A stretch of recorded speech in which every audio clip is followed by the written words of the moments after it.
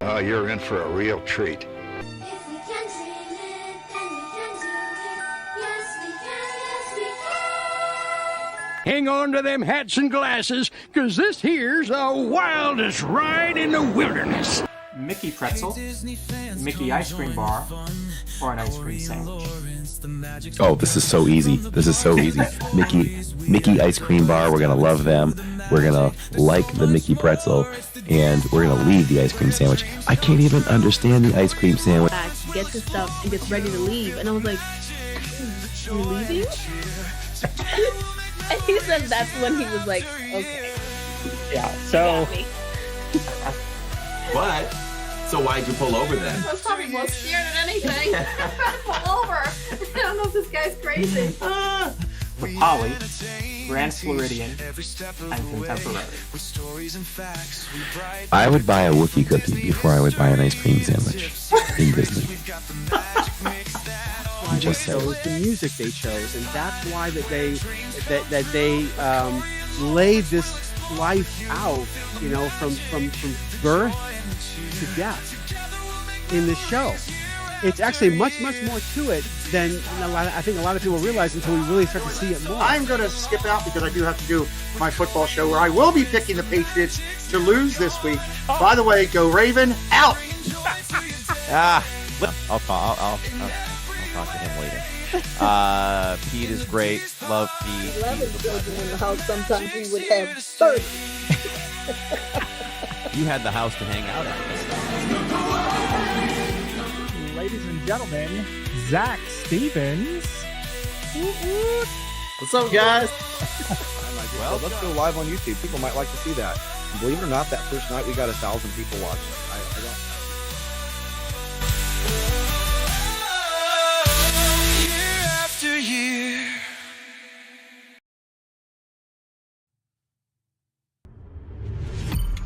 You are now listening to a member of the Disney Podcast family. Head over to Disney Podcast Family on Instagram to see all the latest posts for this show and links to other great Disney podcasts. Hello and welcome everyone to the DIZPod. That's my park bro over there, park bro. And I am Cory from Living in Diz, and we've been doing this for over 100 episodes now, and we do this live because we do it for them, Lawrence. And right. We want to say hello to everyone in chat. I see all your names. We may not chat with you all as much as we do and be as interactive as we are in the parks with the live streams because you're watching a live recording of a podcast. But we will point you out now and then. But I see everything you all are saying. So thank you all for being here. We also have as much appreciation for those who listen to us whenever it is convenient for them on Spotify, Apple, Amazon, and iHeartRadio as well. Everyone's coming in. I do see Berry Place. Berry Place, how's it going, Berry Place? Out there in our very first connection with the Disney Streamer Network out there in the DL. Can we say in the DL? I've never said that, but he's probably like, wow. Is that how we refer to Disneyland DL? Say that. Keep it on the DL. And I see the 927 with Cakes and Kenny J are in there as well. And they had a good time last night out there testing. We like testing. We appreciate testing, right? Mm-hmm. They did just a fine job out there testing the new Disney Starlight Parade. And speaking of the Disney Starlight Parade, we are 3 nights in, Lawrence. Here we are, 3 nights in, and Whimsy's face didn't work yesterday, but it's technology. Our stuff fails. Disney stuff fails too. Everyone does, and I'm sure Whimsy will be back smiling and smirking and making all those wonderful faces tonight down at Main Street. I didn't know that his face was not working because I was in the airport getting ready to jump on the plane. So I didn't get to see that. I was listening, but I didn't get to see that. Oh, okay. I thought you might have seen that, but yeah, so that happened. We definitely peeped in, watched their whole live stream testing of that. We peeped in on some others just to see what Main Street looked like compared to opening night and also preview nights, soft opening nights. And it really was the same. I feel like it was pretty close to the same. I'll say 90%, maybe 87% capacity compared to Monday. Okay. I would, from my eyes, It looked like it was a good 3 people deep along the sidewalks. So, yeah. Sorry. I was distracted. It'll be for a while. I was distracted because I was going to go turn my lights on, but I see that they're on. I don't remember turning them on. Ooh. Something's going on. Barry Place says, why didn't they just use Casey Jr.? I don't think they... I don't know what that means. I think, isn't Casey Jr. is an old train, isn't it? Mm-hmm. It's an old animated train. So that's a great point. Why not? Because he I think he looks like him. Oh, JRH says it was out for the 9, but back on for 11. Oh, perfect. Somebody Goofy flipped the switch when he was partying or something. Threw his hands up. That's right. Yes. He just needed a facelift. There you go.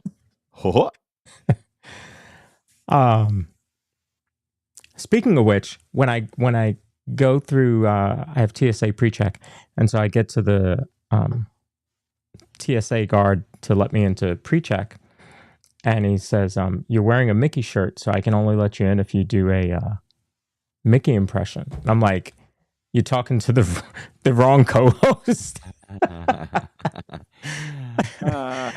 So they were having a little. So fun, were you held that up? Was good, huh? Yeah, So yeah. I had to have a whole cavity search. Yeah. There you go.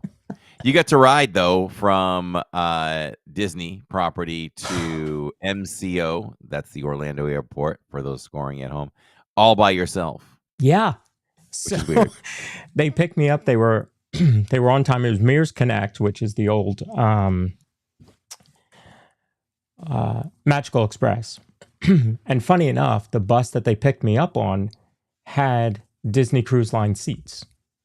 So it was actually a bus that I guess they sold to Mears that used to be used for the cruise line. So the guy picks me up. And of course, I'm at All Star Music. So I'm assuming he's probably got to make 3 more stops, 5 more stops. Who knows? He never stopped.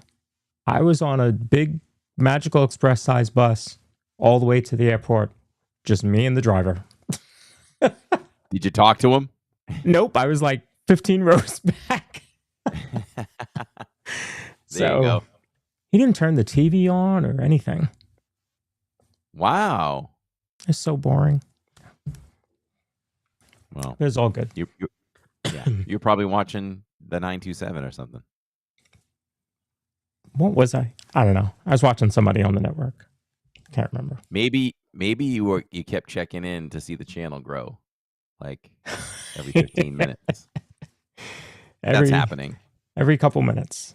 I don't know what's happening, but I love it. It's crazy. It's crazy, everyone. We have caught like some kind of tailwind or something. But we're always trying to do different things here on the channel at Living in Diz, and it's just growing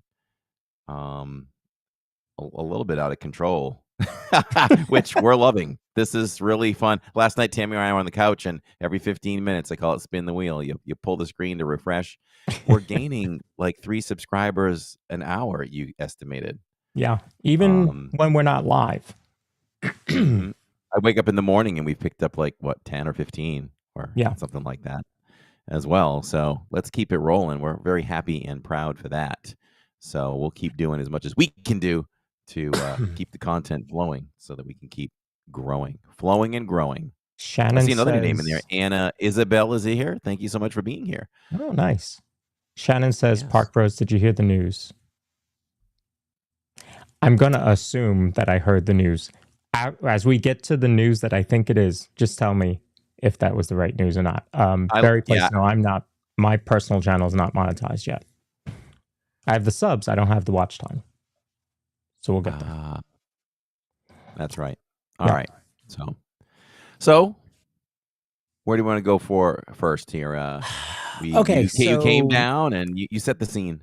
Yeah. So I came down for Sunday. I knew I wanted to be there for the parade. Opening night, Sunday. It's what we were all told. And then I was like, well, I got to be there Saturday to stream with Cory. But I don't want to, I want to kind of budget this trip a little bit. So I'm just going to go Saturday morning. I'll take a very early Saturday morning flight and I'll be in Disney and I'll probably go straight to the park to meet him. Let's do that. So then a couple days before, I was like, I should just extend the trip so that I can get in on Friday because of Test Track, right? We were going to do Test Track on Saturday. I'm like, but what if I don't get the virtual queue? What if I'm not as good as Theme Park Giant and get, group 3? Cory can only get group 5. Just saying. So didn't I get group 1 for Guardians I think you did. Yeah, I think you did.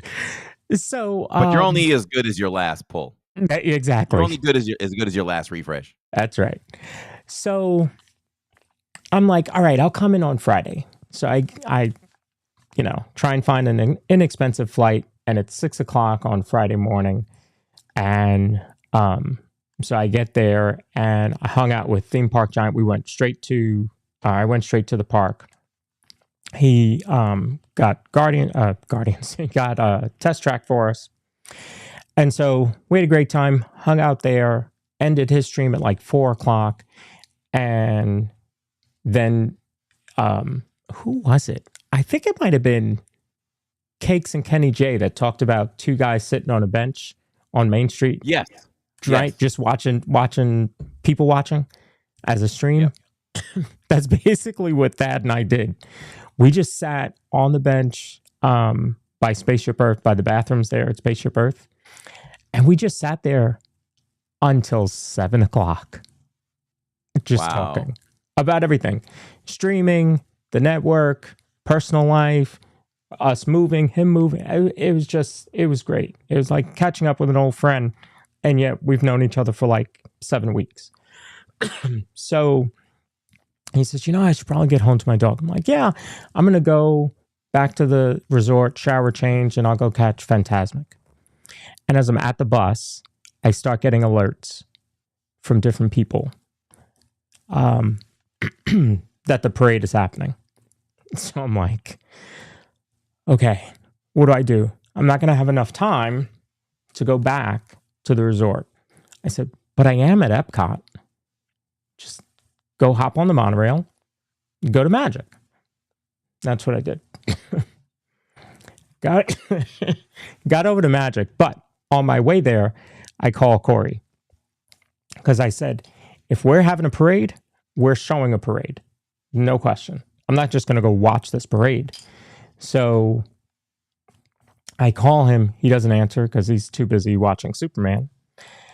And so he texts me because we talk a lot, but we text a lot, or we communicate a lot, I should say. But we text a lot. We don't normally call each other. So he knew something was up. And I said, he texted me and I texted him back and I said, listen, rumor is the parade's happening. Just want to let you know your channel is going to be live. I don't have a gimbal on me and I don't care. I will hold that phone steady and we will go with it. And Goofy Guy was holding a spot for me with his family. So I was able to jump over there and get a spot right in Town Square. I told him what I text Cory, and he was just pulls out a gimbal, hands me a gimbal. He had his son's gimbal. So he gave me the gimbals so that I could stream it nice and easy. So it was great. It was, excuse me, you mentioned that it kind of took something away from Sunday because you'd already seen the parade Friday and Saturday. But I still feel like it was an event all 3 nights because you still had people there that hadn't seen it on Saturday. You still had people there that hadn't seen it on Sunday. So I think that it still became this thing, and it was 3 nights of this. So, and I think it also made Sunday better by having some of those people go on Saturday and some go on Friday, that it wasn't as crazy as it could have been. Like they never shut off park hopping, on Sunday. And I totally expected that. But I think had we not had Friday and Saturday, we would have hit park hopping capacity. Mm-hmm. Yeah. So from our family perspective, you did the show, and in the business of YouTube, everyone wants to be the first to post these types of things. Yep. I mean, for a great example, we were that.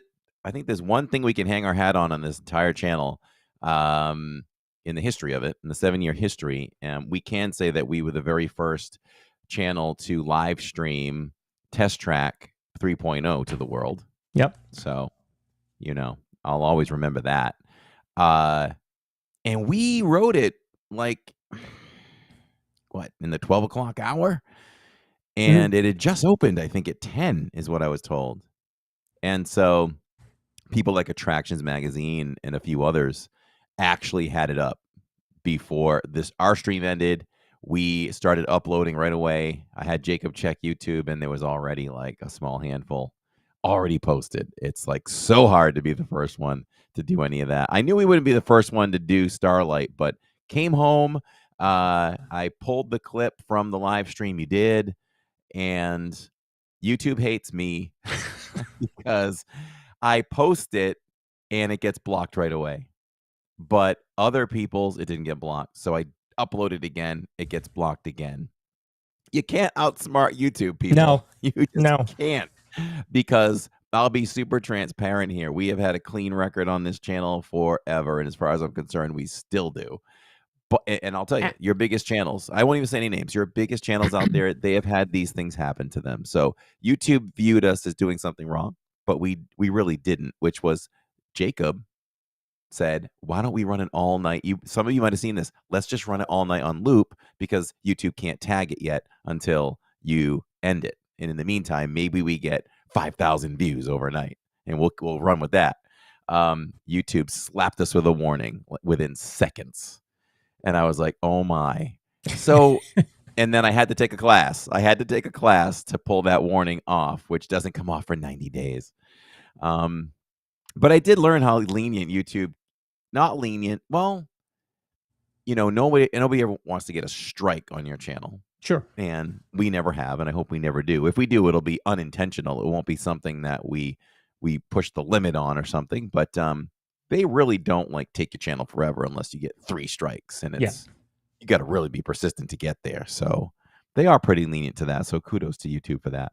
So anyway, fast forward. I'm like, well, we're done with that. So we're at. Did you get to say something? You look like you wanted to say something there for a second. Did I let you do it? I was gonna say that you talked about not getting strikes, but you push the envelope, right? You took a chance. We did Luminous the first night.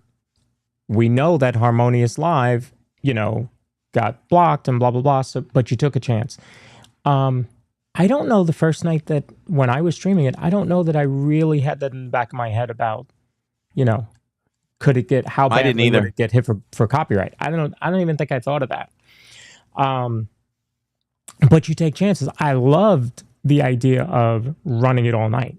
I thought that was a phenomenal idea. Had it worked, it would have been brilliant. But yeah, which was Jacob's idea.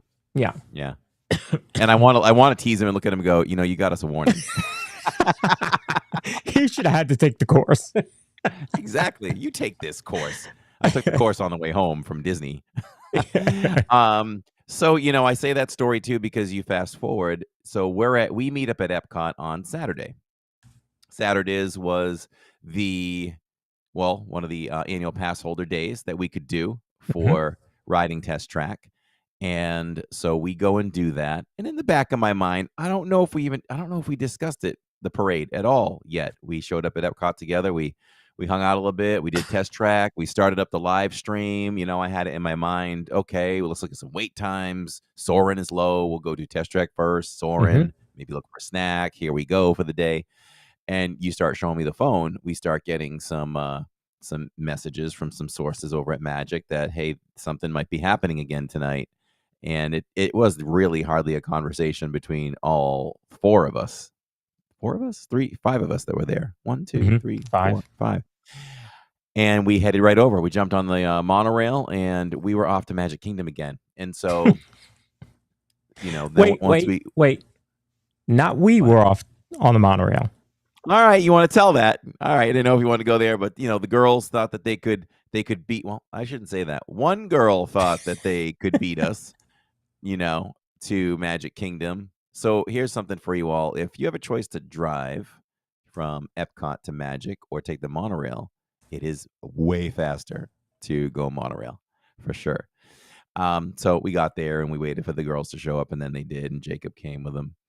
And then Starlight happened again, and it was a great night. I think everything was flawless that night. We got good positioning both nights. It went off without a hitch. Am I missing anything? I think everything was great. We got to see double parades for the first time ever. Yep. And you're right. That position was pretty good because we were in the town square, but in the circle on the right. So I think we had a good spot for it.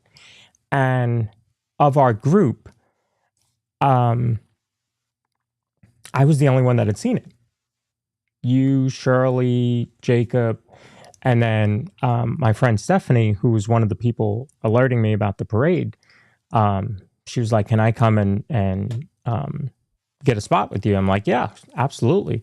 So we were able to get a good spot because it comes out of the firehouse there, or the barn, however you want to say it. So yeah, you're right. It was really good. Yeah, and you're right. So the conversation that we had multiple times, and my thoughts too, and I don't even know if you were in the conversation. We had it multiple times. Magic Adventures, welcome into chat. Dennis Knoll, I see down there. Catherine Silverio, that name sounds familiar. Might be new though. Welcome. So our thought was like you had said earlier. Wow, with Disney premiering this, soft opening it, I feel like it's going to it takes some of the sheen off of opening night. It's like, well, we've seen this already a few times. Not that we don't want to see it over and over and over again, just the excitement and anticipation of a first time. But you know what? And so I even said, wow, if I didn't have a YouTube channel and Lawrence wasn't here, we only would have gone on Sunday because the merch was debuting, Yeah. But with all that said, it was a different feel. You walk into Magic Kingdom on Sunday afternoon, and they replace, if anyone knows, when you enter DL or Magic Kingdom, there are posters on the wall in the tunnel of the different attractions, and they put up Starlight now. The Starlight poster. You come in, you see that, look at it. We took a little video of it, and it's like this is world premiere night. This is world premiere night officially, right? So and it felt like that, right? The buzz was happening on Main Street and in Town Square. We showed up at what? I don't even know, 3:30, or I was there at 3:30 a little before. People were already sitting on Main Street. And you could tell we were going to have to pay attention and get there at a decent time. So we went right to the merch. We looked at the merch. Very minimal on the merch, but hitting the most important things. I feel like if you know Disney, I don't think they're done with Starlight merch. I think, it's kind of like, where's the Spirit jersey? I think you'll see a Spirit jersey, right? Is there anything else you think will come? I mean, they have the T-shirts. We did pick up the T-shirt. They had the pins, the blanket, Loungefly or a lug. Those things are coming. They have to be coming.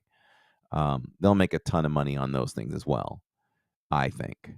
And the bubble wand. Listen, I keep talking about it. Tammy's like, you really want it, don't you? I will never buy it, but I want to. It has the whole Mickey glove on it. It's interactive. Yeah. Probably the bubbles is the least thing I like about it, but it's the coolest bubble wand I've ever seen. Yeah, I'm sure somebody in this house will end up buying it. Yeah, then you go buy it for her, and then you can kind of take it with you on trips if she doesn't go, kind of thing. But yeah, we got into place, and it was definitely more crowded than Saturday night, and I think those factors were not everybody can get up at the, crack of the whip and get over to Magic because they think something might be happening. Correct. Didn't it seem with wait times, I just felt like Magic was a little bit slower than a normal Saturday night. So let's talk about Saturday night though. Because even though we had gotten it from a couple different sources and then we had a visual kind of confirmation, but not really, I was still like, they could all be wrong. Like, and these are good sources. One of them is in chat right now. And they could still be wrong. Let's just go. We saw there wasn't really many people on Main Street. We went to eat at Cosmic Rays, and we get to the bridge leading to Tomorrowland, and I hear the announcement start. Good evening, stargazers. And as soon as that hit, because obviously I was there the night before and knew that was the voice that they used, and I got chills immediately because I knew you guys were going to be, I saw it already. I loved it. So of course I wanted to see it again, but I knew that you would all be able to see it for the first time. So I immediately got chills when I heard that start. And then when he said 9 and 11, we're not going to do it once. We're going to do it twice for you. It was great. Yes, and Sharon Hecker, one of our moderators, mentioned, I think last night, was it last night or the end of our stream on Sunday night, that at that point, we had shown every Starlight parade ever done. We showed five parades. Berry Place is out of here. Thank you so much for checking us out, Berry Place. Check out Berry Place if you want some Disneyland live streaming fun. And I love that he goes out with his daughter. Isn't that great? Cool is that? It's like living in Diz West Coast. Yes. Out there. That's amazing. I love that. And someone else, Cory Meets World, is starting to take his girl out there. I did see that. So, pretty cool.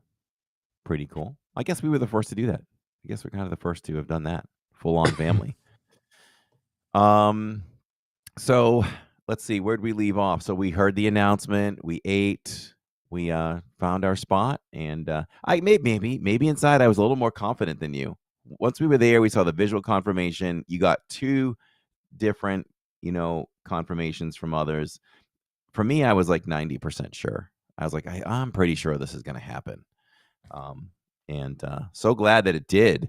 Another reason why I'm glad we were able to get like all our media stuff out of the way for Saturday, and then. For Jacob and Tammy, fully appreciate and enjoy the parade for the world premiere night. Because Tammy, if y'all haven't seen the 4K version, it's beautiful on the channel. Go support it. And if you have an inkling to watch Starlight again when someone's not live, go and watch our 4K version. I mean, my jaw dropped. It's beautiful. The quality is super smooth. Colors are on point. Tammy filmed it. It's Tammy's first. We're having some firsts here lately. Tammy filmed it. She did I couldn't have done a better job. The way she showed the floats and everything. But you could tell that she was totally paying attention to the camera and not watching the parade as much. So her words were, I can't wait to really enjoy the parade tonight on Sunday. And we had Jacob do a shorts version of it on Saturday night as well. So we got all that media stuff out of the way. Yeah. And I filmed it, but I'm pretty good where I can keep my eyes on the camera and the other eye on real life stuff. So I'm not watching everything through the camera as well. But something to be said for not having the camera in your hands and watching the show too, or the parade. Yeah. Yeah. So that, I don't know. Anything else about the, we're going to break down the parade. Well, it's funny you said that, because what I was doing on Friday when I was doing it was focused on, I stayed with the float as it passed me, and then I would look behind me to see what was coming, to know, all all right, when do I want to switch? And then I would switch back to, whatever the current float was or the dancers or whatever. Yeah, there's sometimes when I am showing something, the camera is looking one way and I'm looking somewhere else. Like, could be Phantasmic. When the boat is out at the end, I'll keep a shot close on that for a long time. But there might be a moment where I'm just looking elsewhere because I want to, but I want the audience to see that. Yeah. So Sharon Hecker says Tammy is the bomb. So yeah, Tammy did that. Jacob goes to Japan and shoots his own vlogs. At this point, I'm not gonna have to work much anymore. Just send everybody out. Yeah, I told Tammy he's got she a was whole hired. team now. We've got a whole team, everybody. By the way, if you haven't seen Jacob's vlog, Jacob's Japan, check that out. It's sitting on the channel. It's our latest vlog that came out just what's today? Wednesday? I don't even know. Oh, today's Tuesday. Just came out yesterday, and it's doing pretty well. And Jacob's getting amazing compliments on that. So we thank you all for that too. Came Awesome. out really well, and I can say Jason O'Brien. I sent it to him, who did our documentary. So professional writer, director, producer.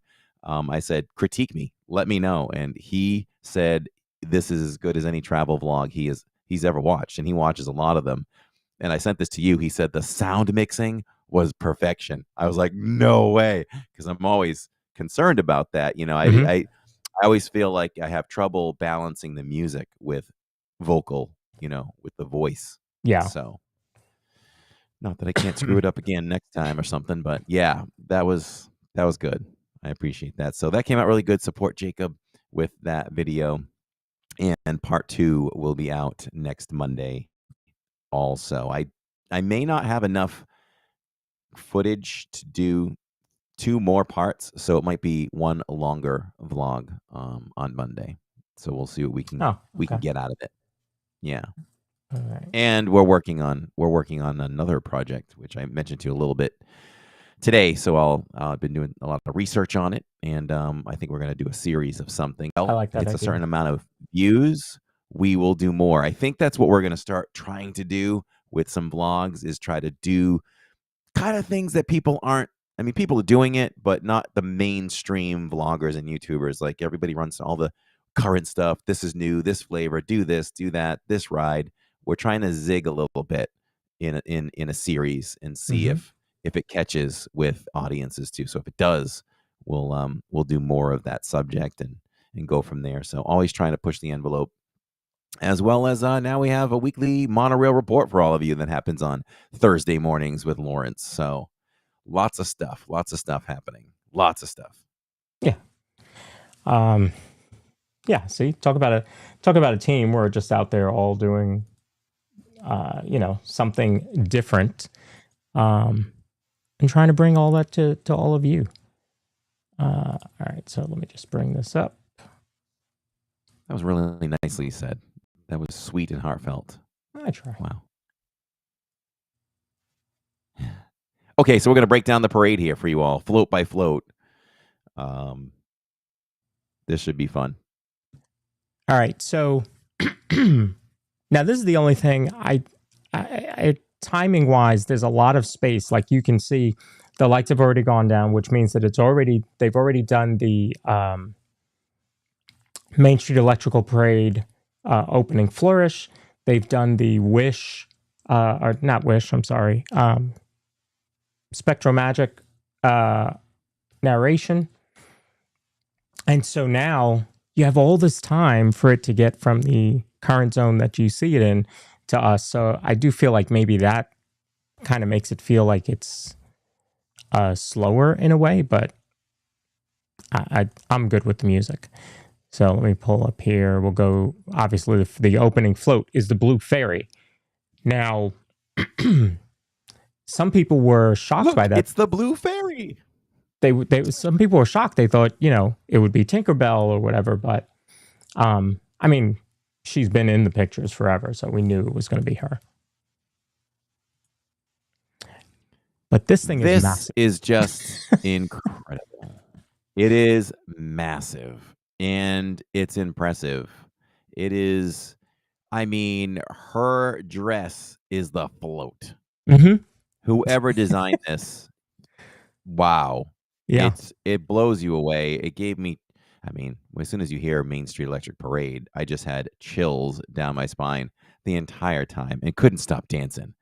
You know, that's probably why I'm always one that wants to get to the parade or whatever early enough to hear every bit of it. And obviously with this one, you were going to have to, because you had to secure your spot.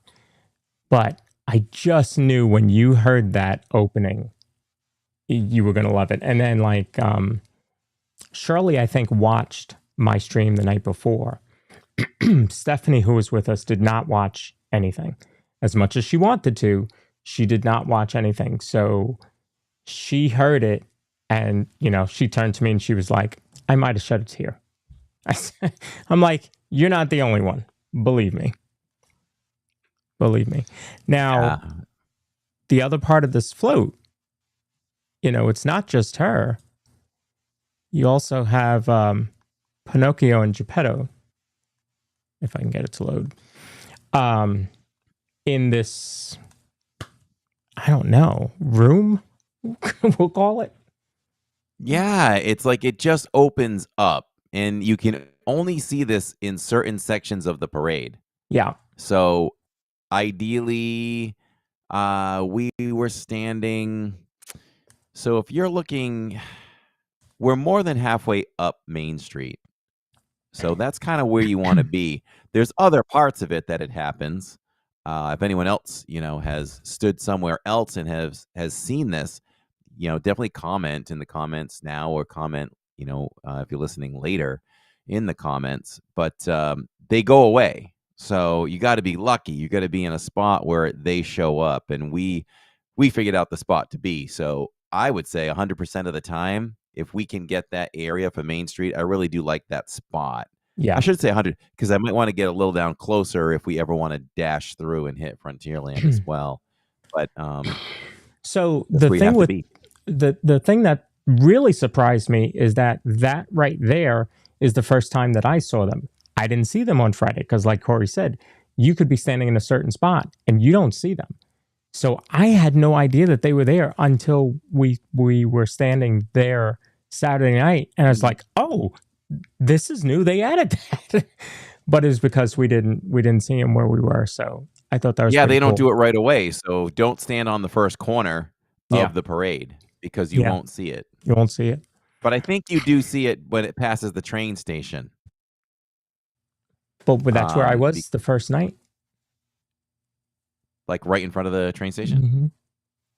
Okay. Yeah. Because I think Tammy saw it. Tammy, the other night on Sunday, the first parade, she was in the little circle, you know, in Town Square, and I think she saw it. Oh, okay. Now, again, it probably has more to do with the timing of, you know, when they leave the barn and all that kind of stuff, and the speed. So it may not exactly be in the spaces we're talking about, but we, at this point, are like right across from Starbucks on Main Street. Yes, exactly. There you go. So, so that's the float to open it up, and it is massive. And we talked about, somebody had asked, you know, do you think there's going to be projections on the buildings going down Main Street? And I said, no, I don't think so, especially based on Paint the Night. I think it's just going to be the colors of the floats. Well, look at the buildings behind the float. Because it is so massive and so bright, it lights up the entire way.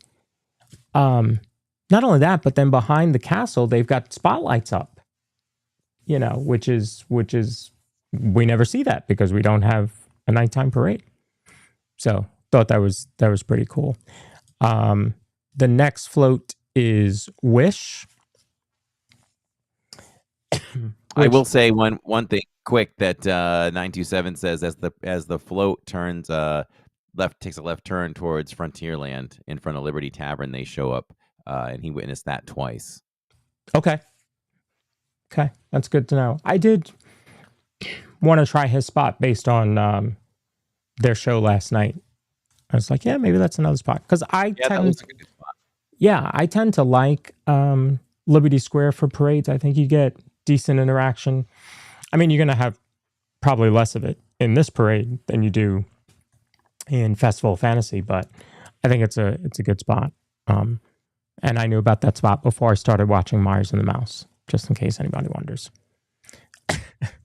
So there you go. You have Asha from Wish and Valentino. I think this float makes sense, being that it's Disney Starlight, Dream the Night Away. It's about wishing and dreaming and that kind of stuff. So it does make sense. And her meet and greet is very popular. Well, let me not say very popular, but it's certainly popular over in Epcot. So she does tend to be a popular character. And, you know, some people You saw saying, Wish. Uh-huh. You saw Wish. Does Wish not get the credit it deserves, or did it kind of fall right where it is? Is it really just not that great of a Disney film, or is it like Elio that was so good, but I haven't checked the box office. I'm guessing it's not doing as well as like I'm sure it's Frozen not 3 doing will well. do, or Moana 2 or something like that. So for me, I get a lot of people didn't like the animation. For Ilio, they didn't like the animation. For Wish, somebody called it bean mouth animation, and now I can't get that out of my head. If you look at Ilio, it's shaped like a kidney bean. So, bean mouth. Oh, okay. Yeah, bean Yeah, mouth. but you know what? You have to appreciate. See, people that make comments like that, they just want to see, you know, where Disney kind of takes Frozen characters, Moana characters, like they're just like changing the faces on a lot of these. It's Mhm. like the same animation. Let's just change the hair and the eyes, and boom, there we go. There's your next princess, Rapunzel, you Yeah. know, and so on. I like when you watch something. I always notice that stuff. I go, ooh, I like that animation. That animation's different. It's nice to see different animation. Yeah. I liked the animation in Wish. I didn't see it, but I liked the animation of it. And I love the animation in Elio. Yeah. So yeah, I just wanted to let you know that, because if her meet and greet's popular, that's, you know, that says something. It does that say the something. people that You're saw the right. movie like the movie, you know? Yeah. So we saw it, and I thought it was very good. Now I was tired. I don't remember why, but I was tired, so I did fall asleep in the movie theater. But I think that's a dad thing, right? To fall asleep in a kid's movie. Yeah, I would say so. But Catherine was the first person to point out. Well, I remember I saw something that looked like the lantern from Rapunzel, the lanterns. And then she pointed out a couple things to me. And then I started to realize what this movie was. And that's why I think that anybody who loves Disney needs to go see Wish, even if it's just to play Find the Easter Eggs. Because this movie is a love story to the Disney fans. So if you haven't seen it, watch it. It's on Disney Plus. I thought the music was good. The story was cool. There's some really funny spots in it. So yeah, make sure you see it. But her float certainly makes sense in it, and it's it's the first float that is colorful, because the Blue Fairies float is just a dress, so it's just blue, whereas Asha's float has a ton of colors in it. So now you start to see the evolution of the parade, and the colors start to come into play.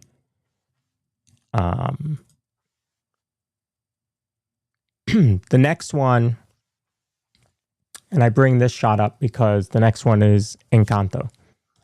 Encanto is a beautiful float. You have these dancers before it. They are not lit.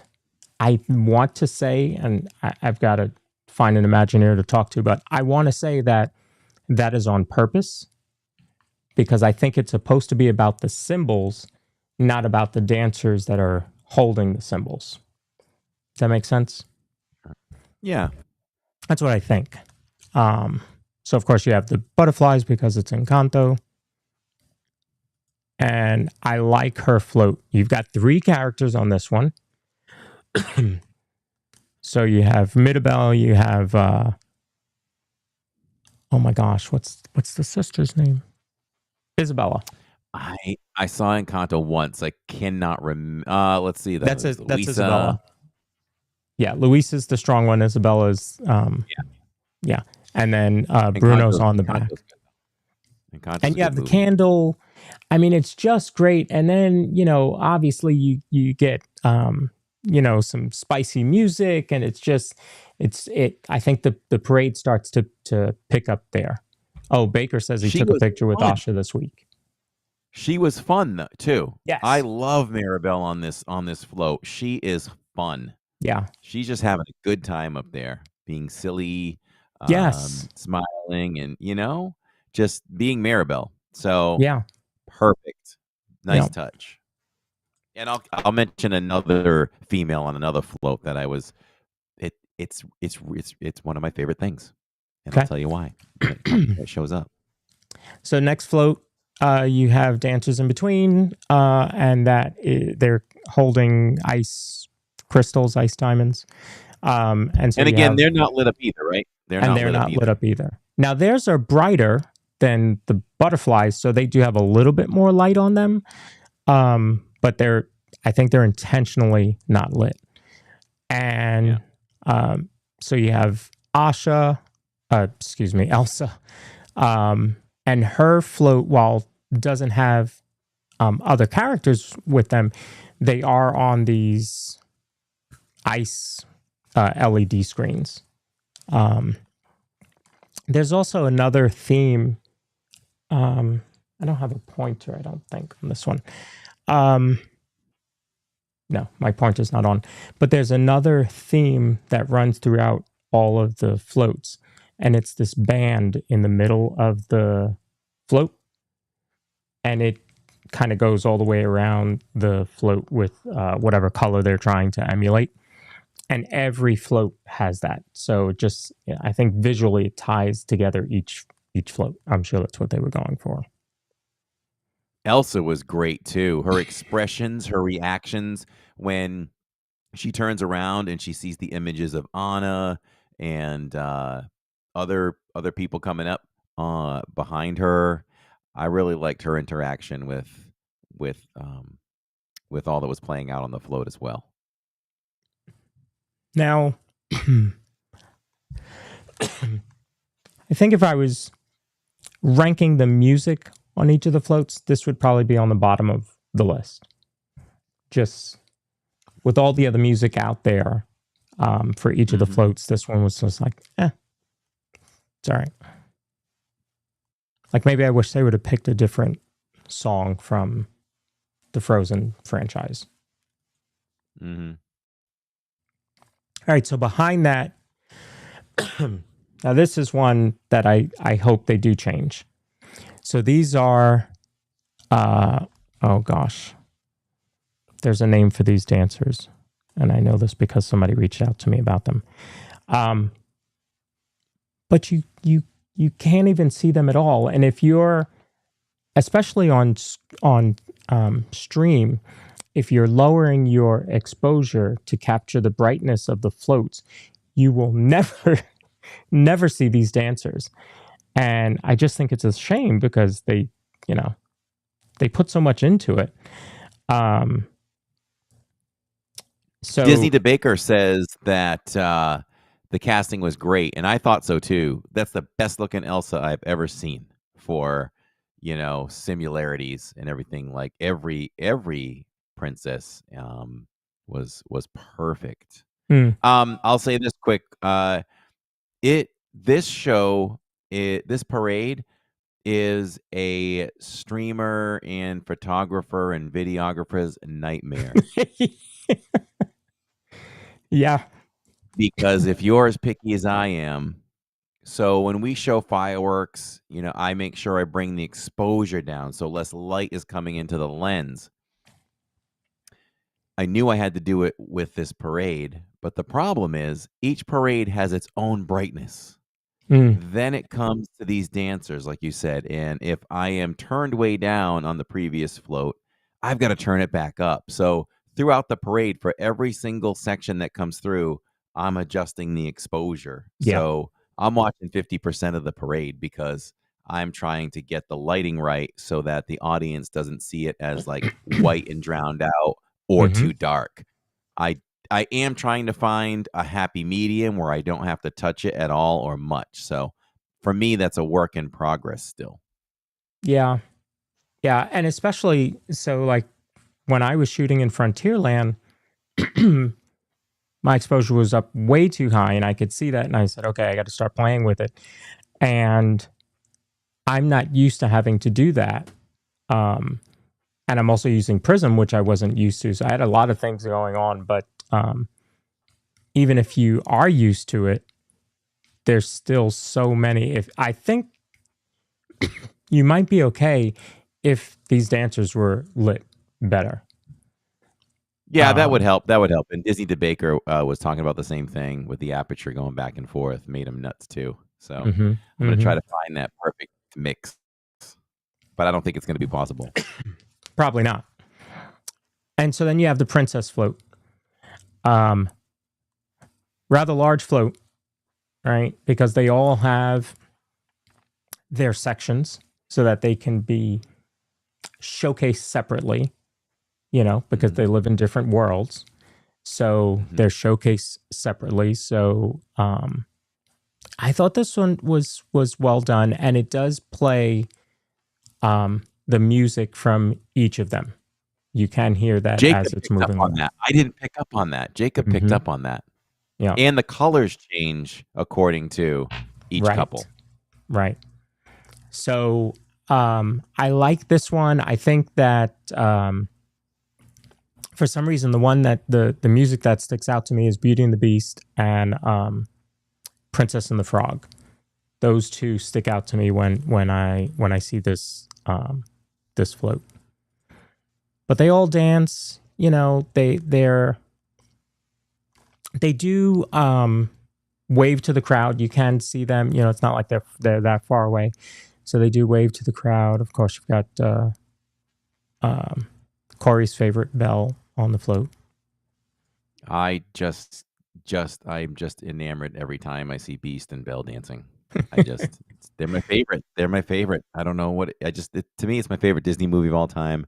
Love, love, love Belle. And yeah, I was so glad that they had her up on the float too, for sure. Mm-hmm. And even when the floats go by in Fantasia and Fantasmic, yeah, I put, that's an example. I put the camera on Ariel for her piece during the montage, but I'm watching Belle and Beast. And here you can see an example, like Cory was saying, that changes colors. So here it's in transition to the green, or maybe this was going from the blue to the yellow for. When this transitions to these nice colors, it does wonders. As you can see right here in this still frame, it does wonders for the picture. Yeah. As far as exposure goes and everything. I'm like, oh, that looks good. And then you have more court dancers behind the float. So you've got them in the front, you have them in the back. But again, I think these dancers deserve costumes that have more lighting on them so that they can be seen. We'll continue to talk about that too. We know Disney listens, so I'll mention it while we're live a bunch of times, and we're talking about it here and all that, It's a simple fix. They just need to make them brighter for sure. And while we're at it, in between, and this is what you see online, right? Everybody loves this parade. I haven't come across anybody that's really throwing any kind of negativity at this parade. You're not in enough Facebook annual pass holder groups then. Okay, maybe after we. All right, maybe after we break this down, I want to hear what some of the complaints are. Okay, we'll hold it for that then. I was just going to say, they really should fill it in with more characters, maybe some more dancers. There's a little too much space in between. If they could just fill that and make them brighter, that would make this, a 7 out of 10. A 7 out of 5, I was going to say, because it's a 5 out of 5 for me. So, the next float. One character, but I'm guessing it's probably a lot of people's favorite flute. Because for me, it was like, well, so Coco. Lawrence is just giving the look. Yes, so good, right? And is there something going on with the I can't even. I'm talking too fast sometimes tonight. The guitar strings, right? There's something up with the guitar strings. I couldn't see them, but I think it was Jacob said something's happening with. I don't know if the guitar strings are glowing when he hits them, or there might be something maybe there rather than just regular guitar strings. I got to get a better look. Got it. I don't know if it's probably not going to play on stream when I play it.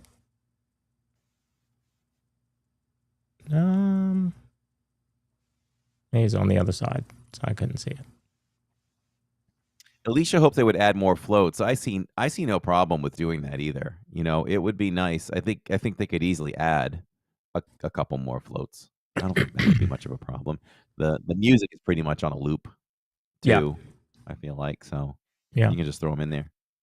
But this one, there's just so much going on this float, and then on top of that, they add fireworks to the back of the float.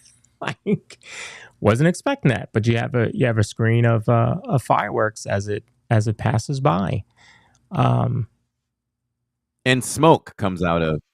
Yes, smoke comes out of. I forget his name up front. Dante. But his wings open and smoke comes out of his. Smoke. No, Dante's the dog. Oh, the spiritual animal there. His steam comes out of his nose. Yeah. Did you catch that? I did. Lucinda says, I think they should have. Oh, just jumped on me. Keeping on the theme that YouTube hates me, the first parade at the very end, they blocked our stream, but then they gave it back because of music. Yeah. I checked other people on Main Street. Everybody was fine, but me.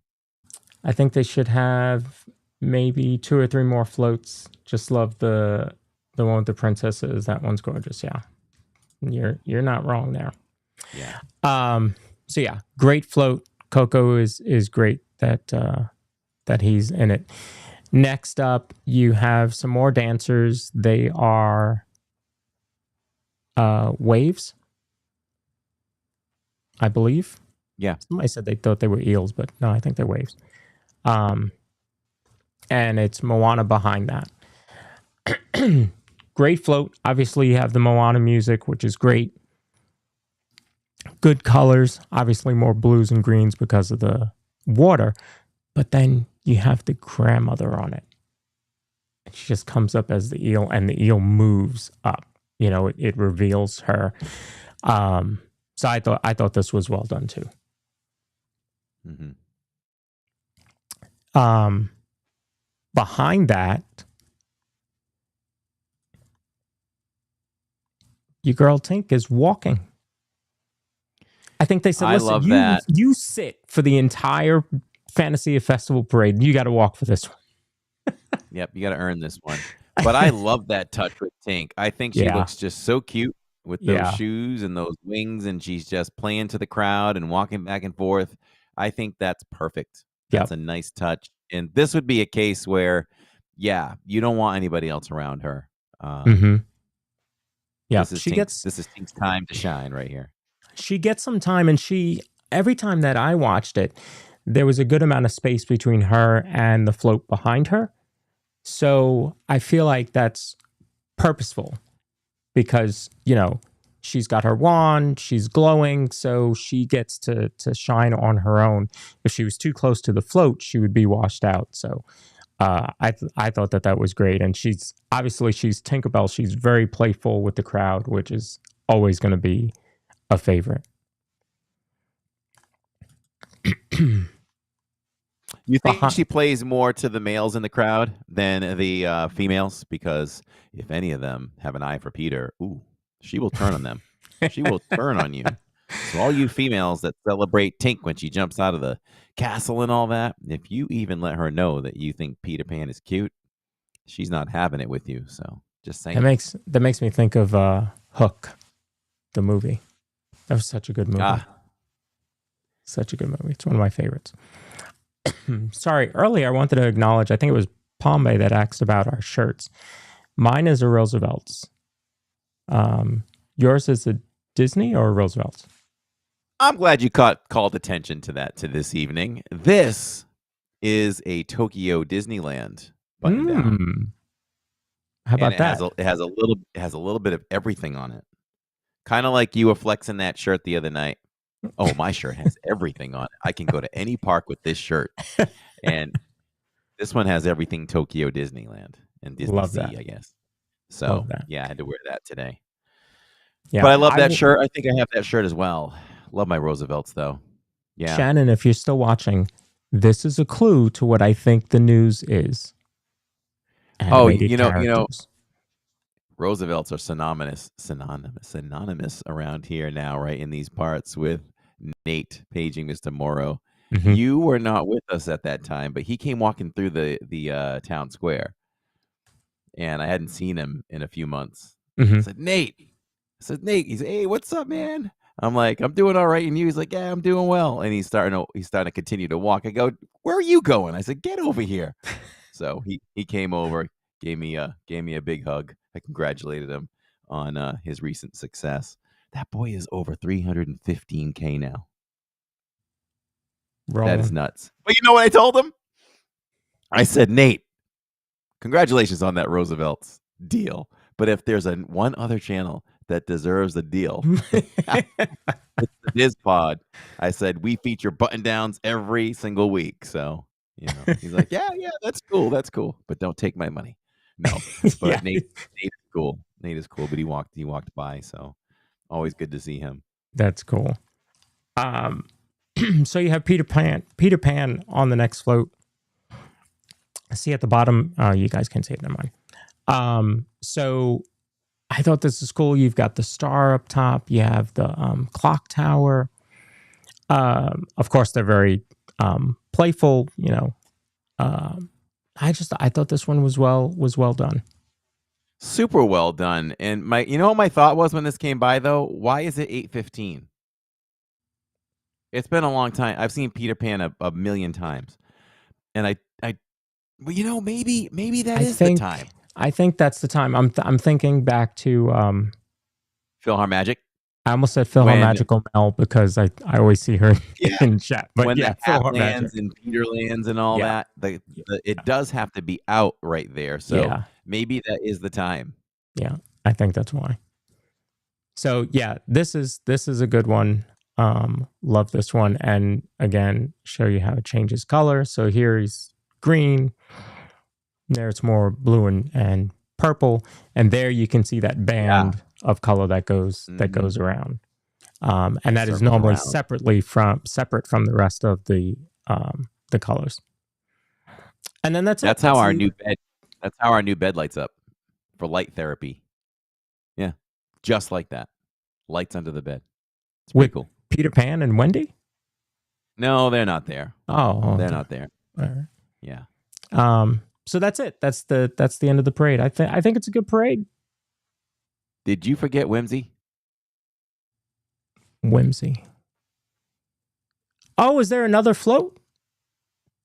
Did you see the parade or did you not see the parade? Yes. Let me tell you. They had talked about Whimsy, right? And if you watch the Imagineering special about the nighttime parades, they talked about Whimsy, that this was going to be the character, that it was the character of the parade. But I'm going to tell you, when it came out of the barn and you see the face and you can start seeing the characters on it, it's like this was and the size.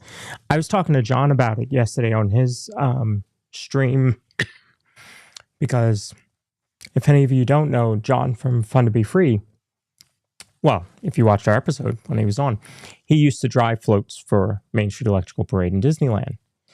And he said this is the largest float, like the with its turn radius and how big it is scraping the curb.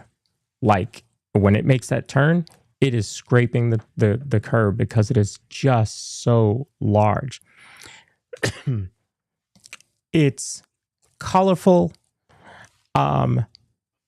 You've got Whimsy on the front. You have Snow White and Dopey.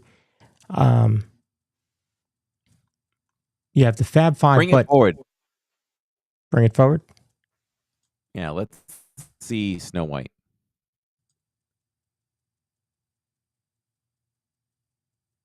This was one of my favorite things of the entire parade. I mean, the floats are amazing, but just something that stood out to me, that they decided to make Tink walk, but they decided that Snow White should be in a minecart with Dopey and just clapping and just having a good time and just really enjoying herself. I don't know. That really hit me differently. Like, wow, this is so cool. Like, this brings me back to when, she was dancing in their house and having a good time. I can't remember the song, but I don't know. What do you think? That's one of my favorite things to see. I just loved to see that. That struck me as very different. I agree, and the minecart, stuck out to me. The fact that it's just her and Dopey.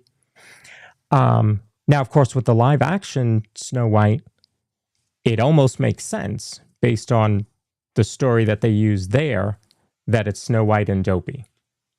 She had a special relationship with Dopey. Yeah, and they're showcasing it here. So I thought that was. I liked the movie, by the way. I liked it. I'll just remind everybody. I liked Snow White. I enjoyed it, and Jacob did too. And we're picky when it comes to movies. But above all else in this float, they hit me with a remix of Main Street Electrical Parade or Baroque Hoedown. And I don't think I was... Okay, so the first night, so you guys know I show Paint the Night on the post show sometimes, so I've obviously seen Paint the Night. It has hints of Baroque Hoedown, Main Street Electrical Parade song in it. So I was expecting that, but I was expecting just hints of it. Here, you have it for a good 3 minutes, this remix of it. So I love this float for that reason, because it brings you the Main Street Electrical Parade music. So what a way to close, great. Right? Yeah. What a way to close. Yeah. And we talk about memories for a lot of us who had seen the Main Street Electrical Parade, 9 years ago and more. We miss it. We missed it. We just wanted another parade, and to bring a new parade back and give us that song again. Isn't that like, they bring Luminous in, but then you get pieces of Illuminations in there, that kind of thing. Yeah. Yeah. It's like that. So I loved it. Oh, gave me the chills. So glad that they incorporated that in there, and for as long as they did in the finale too. For as long as they did, yeah. Now you also have Flynn and Rapunzel, Jasmine and Aladdin, and then Mickey and Minnie up top. So that's why I'm saying this is a long float. This thing is huge. And it gets higher and higher. Yes, exactly. Which probably also lends to it feeling like it is massive because of, that perspective there. And then it closes with this sign for the Disney Starlight. And I'll go to the back of it. And, this with Jiminy Cricket. I don't think. Yeah, I think this video ends on the side of it. Oh boy, that's not good. My fault. My fault. I told Tammy what to do, at the end. But yeah, Jiminy Cricket. To be honest, I may not either I didn't think about it or I didn't realize it. Like, maybe I had to be told for the next night. Like, didn't you see Jiminy Cricket? Like, I don't think I saw. They probably I guess, yeah, it's good to put them on the back. You just have to catch them. That's one of those last Easter eggs. You got to catch Jiminy Cricket at the back, and that's a salute to Spectro Magic. There is So- also a hidden Mickey in there as well. Oh, really? Yep. If you were to watch the stream that I did on Sunday, you would see that. Just saying. Did you get more views? I didn't get my stream blocked. No kidding. Which No doesn't even kidding. make sense. Why does that make? How does that make sense? It's the same channel. This was showing the same thing. Mine, whatever. Don't ever try to figure out YouTube. I try. I always try, but it just hurts your brain. So there's a couple things. So in this, let me see if I can move it forward a little bit. You might not be able to see it. So behind this, they walk with the rope, right?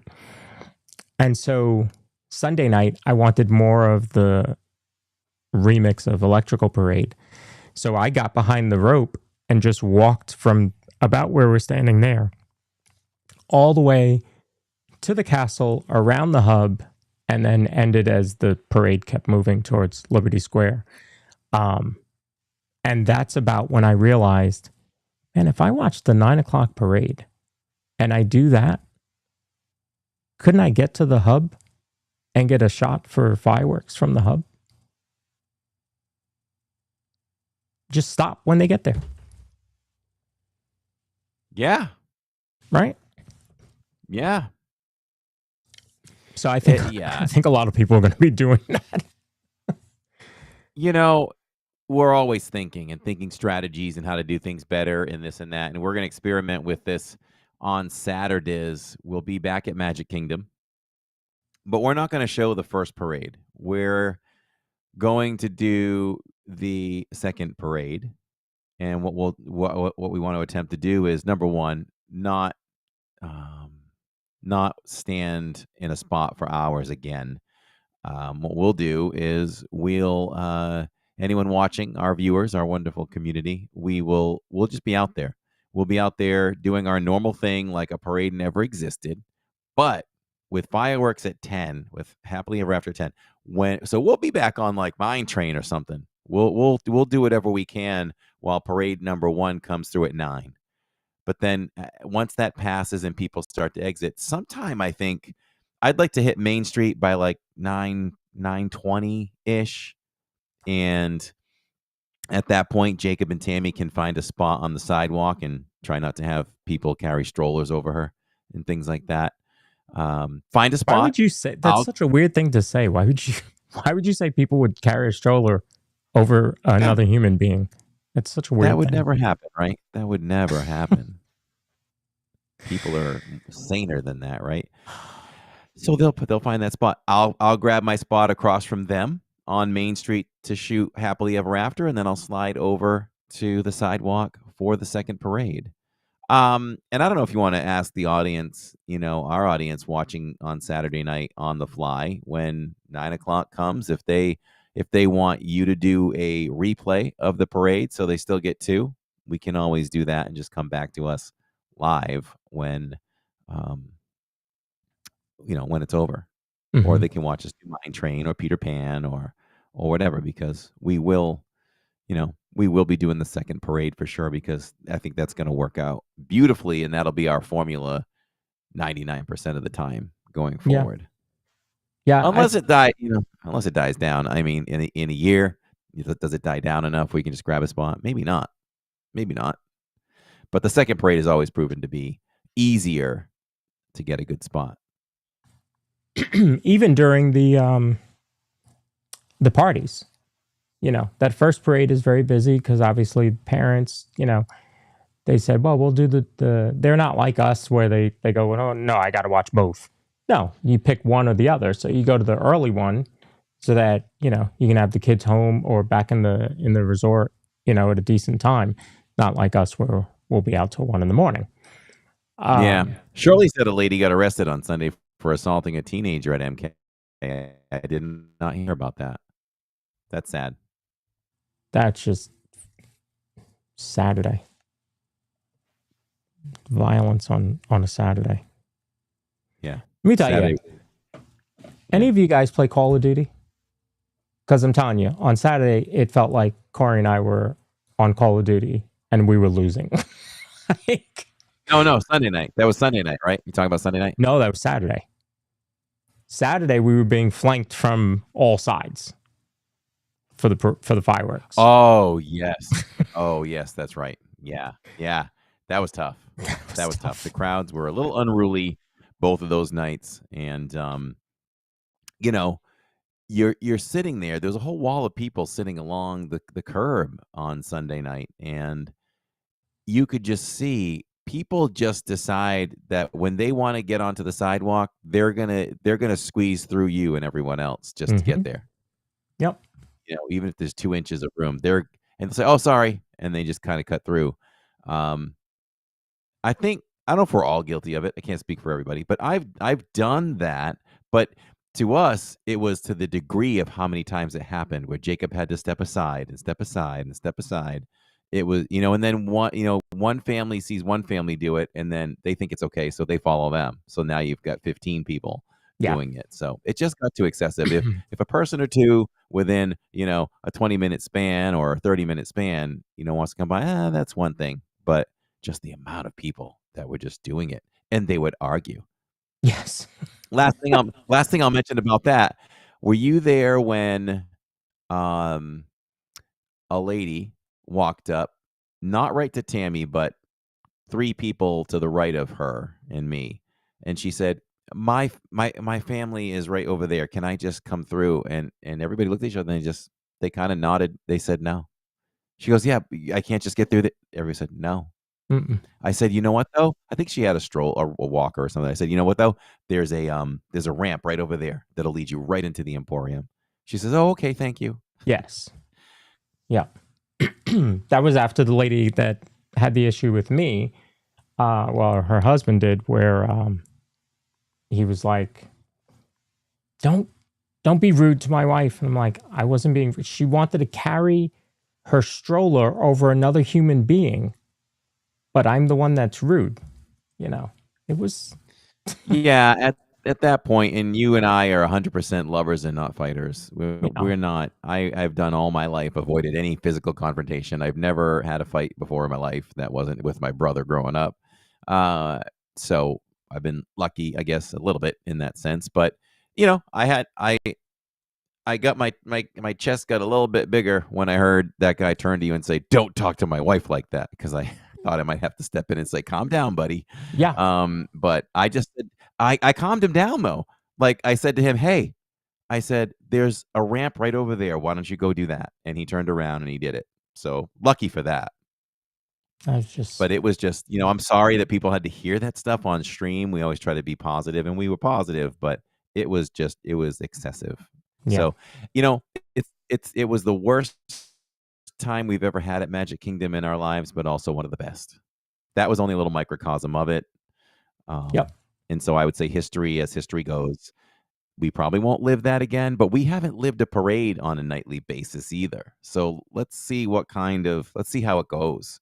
I think, and unfortunately, I was going to say, I think that, it's summertime, so you still have a lot of visitors from out of state, out of the country, different cultures.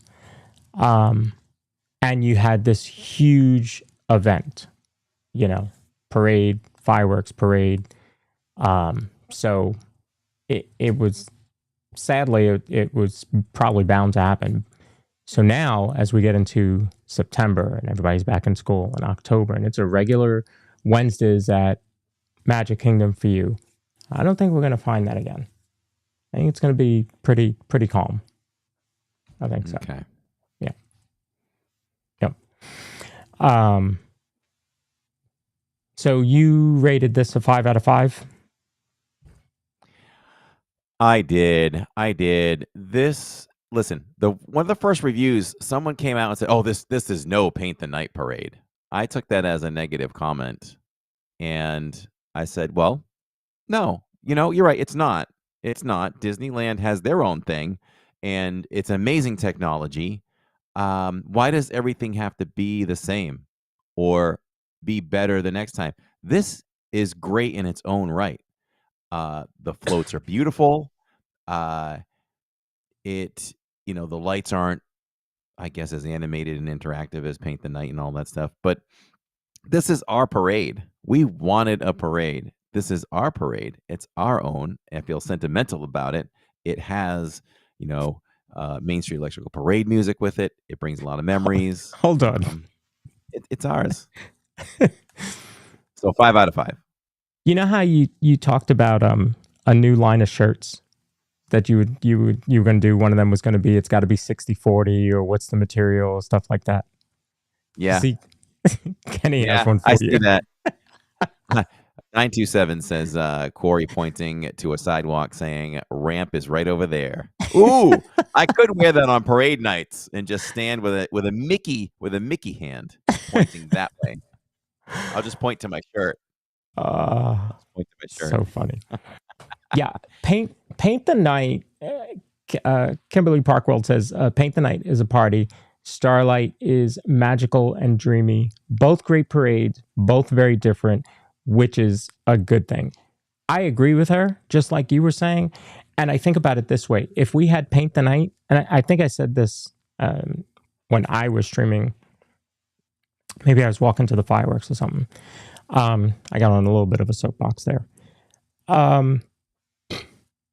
Paint the Night doesn't fit in Magic Kingdom.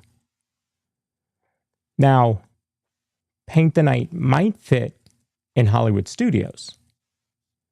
Because in Hollywood Studios, you have more of a mix of your traditional characters, your Pixar characters, and all that kind of stuff. So I could see it fitting there, but it would not fit.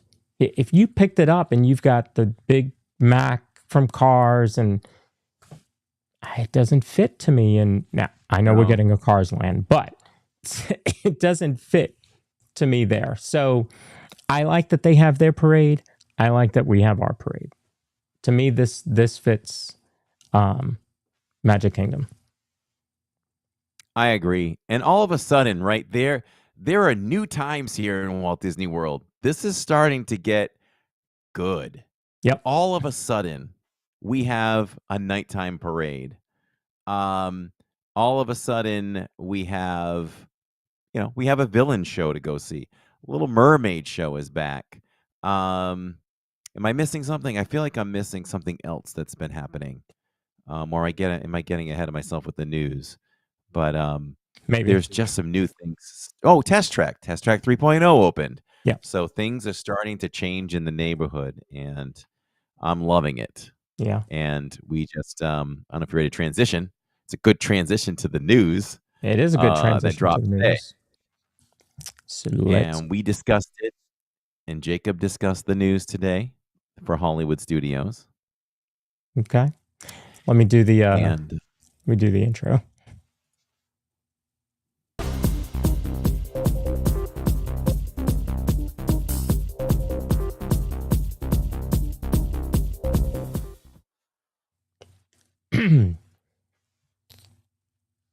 Okay, where did my slides go? Hold on. All right. Beach Fox Life is in the chat. Do you think the music would be different for Starlight if Beach Fox Life did the soundtrack? There's your next gig right there. Yeah, Magical Mike he did bring up we have New Country Bears out there, so that's new as well. Okay. Yeah. Did you get the slides working? They're here somewhere. Okay. So, you want a free gift card? Just buy an annual pass. Right now, they're running a limited promotion where if you buy an annual pass, you can get up to $100. So $100 if you buy the Incredipass, Pass, $75 with a Sorcerer, $50 with a Pirate Pass, and $25 with a Pixie Pass. There have been some people saying that they got the offer on renewals, and there were other people that said, well, if you got that offer, you better go and renew now because that's not supposed to pop up that way. So they think that it was a glitch. that it was showing up for those. So we'll see. And there were some people that were saying that they got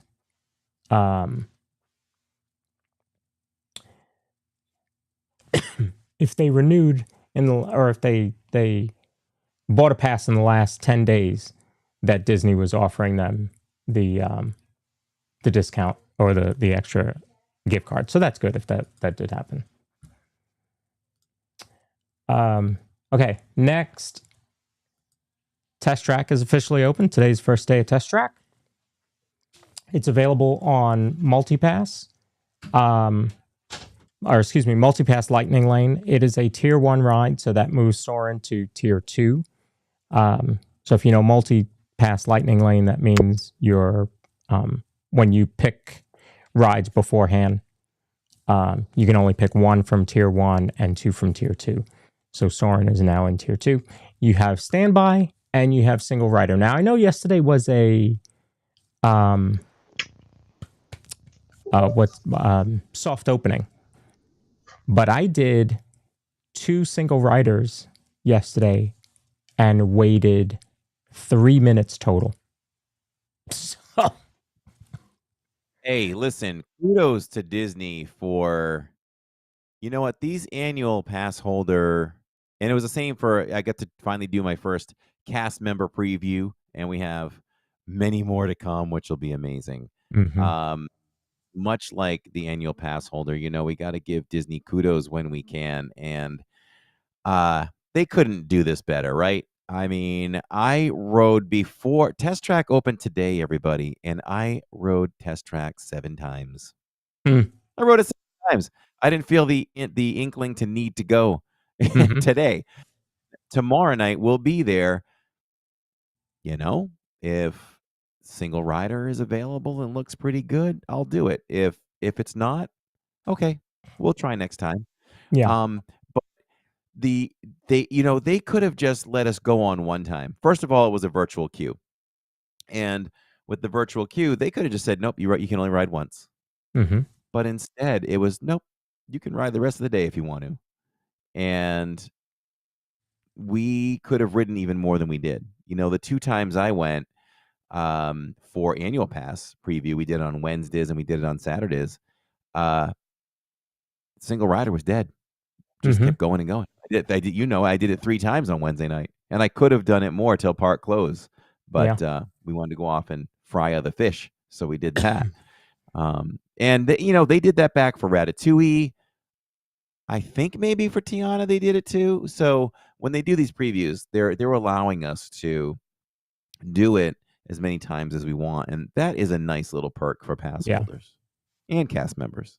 Yeah, because Guardians wasn't that way. You rode? Get out. Now, the first day, I know it was at least the first day, it might have been the first couple days, they were allowing people to do it multiple times. But then I would have to ask Jill about that, because Jill and I are the only ones that did the Guardians preview together. And Jacob kicks himself about that to this day. Why he didn't. I still can't believe he didn't. But I'll have to ask Jill if we did it twice.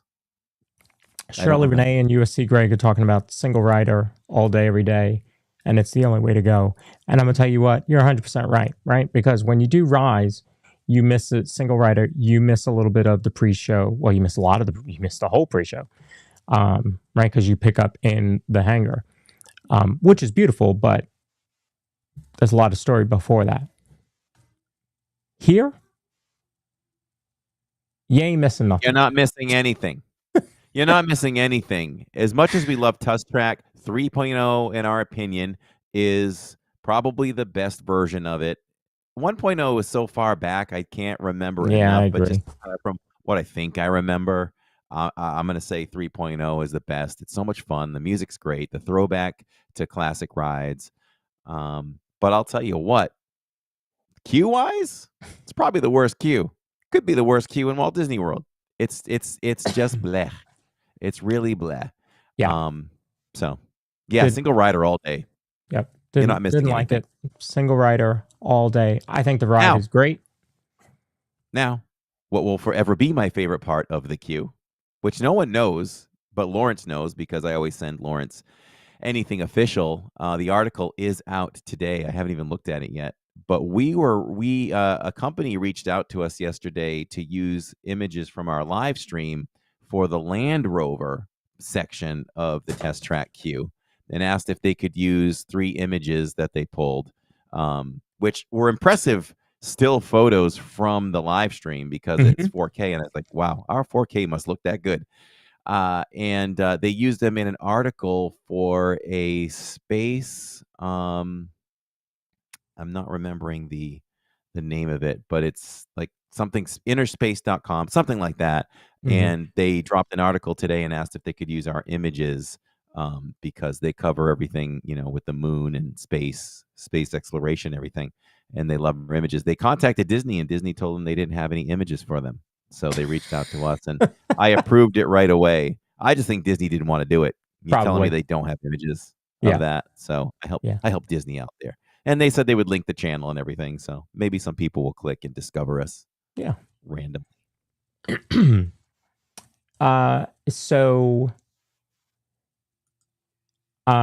At one point it was 120 minutes. It did go down today because of weather. Obviously, it's an outdoor ride, so they shut it down when there's lightning in the area. Weather for sure. Yeah. So what did you think overall? What were the wait times like? This is about the highest that I saw. So it really wasn't bad. I mean, at some point it was 60 minutes. 60 minutes on an opening day attraction that does not have virtual queue all day long. Yeah. I think that's the way to go. And here you can see the new symbol for Test Track, and this is on the actual map in the app. So they're calling out the attraction's icon. Yeah, that's nice. And here we go. The newest news of the week. The Mickey's Sorcerer Hat returns to Hollywood Studios to a degree. With no store underneath it this time. I was shocked when I heard this announcement, because this is really like a D23 style announcement. This is not oh, by the way, we put up some new trash cans over here. And now we know why Muppets had to go, right? Because they knew they were doing this already. Yeah. So we wanted Muppets to go here, we wanted Monsters to go here so that we could keep Muppets. Once we found out what was happening, we were all upset. And I said, they still need to do something with Launch Bay. It doesn't fit there. You have Little Mermaid on this side. You have Disney Junior on that side. This place is called Animation Courtyard. And then behind it, you have Star Wars Launch Bay. It doesn't fit. What are we doing with it? Well, they answered that today. So I'm going to bring this up so that I can read it, because I don't want to miss any of the big pieces of this. And I discussed this with Jacob too. Oh, go ahead. I was going to say, I discussed this with Jacob too a little bit today when the news broke, and he always has amazing insights. He really should be on the DIZPod sometimes with us. But he's like, I'm so happy that he feels like Disney is fixing the wrongs of the recent past. Like, okay, we kind of got away from what each of these parks have all been about, and it's time to reel it back in and put the things back, that felt like more original attractions and things, right? Now to bring this animation fun and style and all that in a place where Mulan was animated and Lilo and Stitch was animated. So I think they're paying a little more attention and wanting to bring things back. You get Test Track with, Easter eggs of rides of the past. We get the electrical Main Street music. So there's things here and there that they're kind of bringing back. So yeah, I definitely agree with them with that. So this is going to be called The Magic of Disney Animation. And it's going to be complete with the Sorcerer's Hat, which we probably feel is, oh, they're bringing back the icon when it was the Sorcerer's Hat here, and that's not really why. Sorcerer's Hat exists on that building in California, so it's to mimic that building, but we happen to be getting a Sorcerer's Hat because of it. So it says there'll be playful and interactive moments around every corner. You'll see portraits come to life before your eyes, just like they did in the short Once Upon a Studio. Which is a great short if people haven't seen that on So Disney+. good. That's a must watch. Oh, So man. emotional. So good. So it says you'll find inspiration with a short film, with a twist, of course. And you'll even pencil in some time to learn how to draw your very own character sketch. So that'll be part of the experience there, and it'll probably be very similar to the one in Rafiki's Planet Watch, which I don't think I do that enough. There's also going to be our youngest animators to be can explore the Drawn to Wonderland playground, filled with an oversized flower garden with musical instruments, a Mad Tea Party playset, and a Tulgey Wood exploration area. All inspired by Alice in Wonderland concept art from Disney legend Mary Blair. Now, this is the crazy part to me. This is opening next year. Like, you have to close Launch Bay. You have to close Animation Courtyard. And you're going to do this all in a year. So the same time that it took them to do Test Track, they're going to do this. And I don't think that is just wishful thinking, because Disney doesn't announce dates unless they know, right? Because, folks, we don't have a date for monsters. We don't have a date for Cars. We don't have a date for villains. So we know that those are going to be long off. But this one, they've told us is next year. So I just think that's pretty surprising. Yeah, and one of Jacob's statements was, they want to keep people excited over time, and that's something new and exciting next year while everything else is being constructed. So it's another distraction for us to go and enjoy this. And by the way, you forget a little bit about the bigger stuff that's about to come. Right. So continue to trickle these things out. As we prepare for this transformation of Animation Courtyard and Disney Junior Play and Dance, will be closing September 25th. Now, those are temporary closures because obviously they've got to do the work there. However, you'll still be able to get to Little Mermaid. So Little Mermaid will not be closing, even though it is in that area. I'm guessing the store might close because it's behind the theater. But maybe not. Maybe they'll figure that out. So we'll get some scrim walls pretty quickly. Yeah. So that'll be September 25th when Launch Bay officially closes. So I'll go through some more slides that I have, pictures of this. And then, do you have any questions that came up about these changes?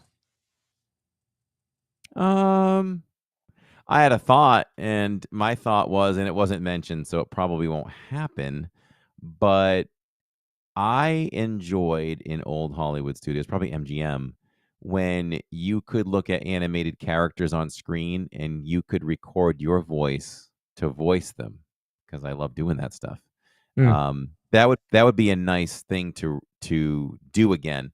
For an interactive play section. So that could be part of that interactive play section where they say interactivity around every corner. You could look at, I remember like Scar, saying, "I'm a monkey's uncle," kind of thing. And me just playing with that and recording it and watching the playbacks. And that would be a lot of fun. So I'm hoping that shows up there. But my question is, So, do we just say goodbye to BB-8, Vader, and Chewie? I don't care about that in terms of that's how I'm going to say it. I did think about this. I don't care about that. It's a good trade. I make that trade Fair. 100 times. Fair. We talk about trades. I will make that trade. Did we want to make trade Muppets over monsters? No. Majority of people didn't want to do that. But this, yeah, I would sign off on that in a second, because we can put them somewhere else. There's no, when you meet Vader, the environment's nice. You feel like you're on a star destroyer or something. But you could put Vader somewhere else. You could slap him out there anywhere, in Hollywood studios. Listen, I have pictures on the wall in the next room behind me of Vader and I. We took pictures over at Star Tours. You can just do that again. Yeah. And while I'm at it, they need to use that stage. Disney, do something with the stage again. That stage just sits there dead beside Star Tours. Yeah. Bring back Lightsaber School or something like that. So two thoughts. You have space at Star Tours. You have a queue that you really don't need with what the wait times are at Star Tours. For the most part, you don't really use that queue. They could reconfigure it, put one of the characters over there on the right, kind of near the store, and then one of them, or maybe even two of them, over where the stage used to be. I don't know. I'll say this too. Oh, I'm sorry. No, go ahead. Jacob was wondering, will they keep the theater that's back there? Because I don't know how many people listening know that as you enter Launch Bay and you go to the right a little bit as you start to head towards the meet and greets, to your left is a theater in there. And the last thing that they showed in that theater was a documentary of them working on Rogue One. It's a nice little theater. So will they keep that theater? And maybe they show that. Maybe they show that video or a little film that inspired this building. Maybe. It's an easy way for people to cool off and eat people up a little bit, take them away from other attractions and watch the film, something. So it'll be interesting to see if they utilize that theater in there. I was just thinking about Vacation Fun. Maybe you move Vacation Fun over there and then use that space for something else that's unrelated to animation or something. I wouldn't be opposed to that. So, but hey, we got options. So that's good. That's good. One thing I did wonder is, based on California having a mixed timeline in Galaxy's Edge, do you do that? Do you take Vader and the rest and put them over there? Yeah. Galaxy's Edge is a blank canvas in my mind. There's a couple of sections where you've got to stick to character, right? But why not keep Kylo Ren and the newer stormtroopers, the First Order troopers, in that area where Kylo's ship is? And when you're looking at the Falcon, that's just about any time period. You've got Rise of the Resistance. That's a specific thing, but nothing screams it from the outside. It's just a base or whatever from the outside. So I think you can put anybody. I think you could put Vader and all them just about anywhere. Okay. You just have to keep Kylo and the First Order troopers near his ship. Other than that, it's kind of a blank canvas out there. I would love to have other characters walking around. Now this is some uproar that I saw. I'm going to use the word uproar. Well, everybody wants to complain, so yeah. But I'll use the word uproar because I said this to Jacob today. I said, when we talk about, when something's announced, there's always a group of people that aren't happy. I said, Jacob, there would be a group of people that would rise up online if they removed the third trash can down Main Street from the square. If they remove that one, there would be people that would be upset about it. Memories at that trash can. I use the word uproar because, you know how clickbaity we are on this show. Oh, Listen, yes. there's a new segment coming on Thursday about that because Love it. I just can't take it anymore. Anyway, you will lose the arch to get Oh. this entrance on the left. So the arch will be It's going going away. away? The arch is going away. So the picture on the left is what the entrance to this area is going to be. Why? Because that's what it looks like in California, the actual animation studio. That's what the entrance looks like. So they're going to mimic that. It's going to be a full courtyard with trees behind it and all that stuff. Look at the picture on the right. I know that the archway is iconic and blah, blah, blah, but look at what it's framing. It's framing Launch Bay back there. It's so disjointed. You talk about Hollywood Studios being a disjointed park. Here it is in one picture. That doesn't say Hollywood Studio. That doesn't say Hollywood to me with Launch Bay behind it. It's weird. So If you keep it, if it looks like it aligns, you're just going to see a bunch of trees ahead. Right? Well, if you look I through think there within. I think the other with the thing new is center, that right? you want this sorcerer's hat to be the icon of that building, and you're going to keep the archway in front of it. Yeah, makes perfect sense to remove it. So it's time, folks. It's time.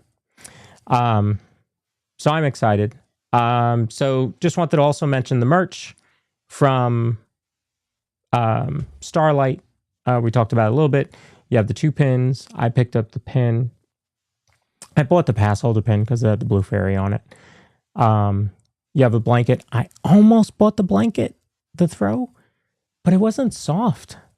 Like Tim, yeah. Well, did you feel the inside? Because the inside has a little bit of white fur to it. Oh, I no. didn't know that, but I saw somebody reach in and feel it. Okay. So it does have that. But Tammy has as many throws as I have mugs. Mm, So okay. I wasn't about to And then you have encourage the her ears. getting The another ears light up. blanket. I haven't been able to see how the ears light up yet. And then you have the shirt that is the adult shirts are terrible. Sorry. Just Oh, well, listen. Anybody's going to know this when they show up to buy these Disney Starlight T-shirts. You say they're terrible because of the sizing, or you don't like the logo and design? no, the design is great. But So the sizing is unbelievable. You definitely have to go down a size. one, to go down a size. Corey, you might have to go down like 3 I Well, looked yeah, at an extra some people- large. That extra large looked like it was a 3X. I was with We all when could I have been saw it. I was with Theme Park Giant. Now, if you don't know Thad, who's Theme Park Giant, he's about 9'4", so he wears a larger size. He looked at that extra large and was like, "This is like a 3 or 4X. What is going on?" I don't understand the sizing. I don't understand how that happens. Like, don't we have standard sizes in this country? Like, shouldn't it be measured and just every shirt comes out the same? Yeah. I don't understand that. And if somebody can tell us about that, that'd be great. Comment or something. The Well, streamster should know that. I was going to say, when she makes my sizes, when she makes my shirts, she cuts them off of a template. They're always the same. I may not always be the same, but they are always the same. You know, so if they don't fit the same way, it's because I've changed, not them. Too much. You're right about Disney the double pop fans. sizes down. Yeah, you're right about the double sizes down because Shirley said that she and Tammy went with a extra small. Like, well, I normally am in a large. I went to a medium. Jenna, I was talking to Jenna on Main Street. And Jenna is tiny. You know, and I was like, I wonder what size she's wearing. Jenna went to a kid's large. That's crazy. That's crazy. I just don't get it. I don't know. I missed a That's memo. the worst missizing I've ever seen in a Disney shirt, I think. Yeah. And here's just to close out the big story. This is the real building on the bottom, and then that is the replica of the area up on the top. And again, you see the courtyard, trees, and all that there.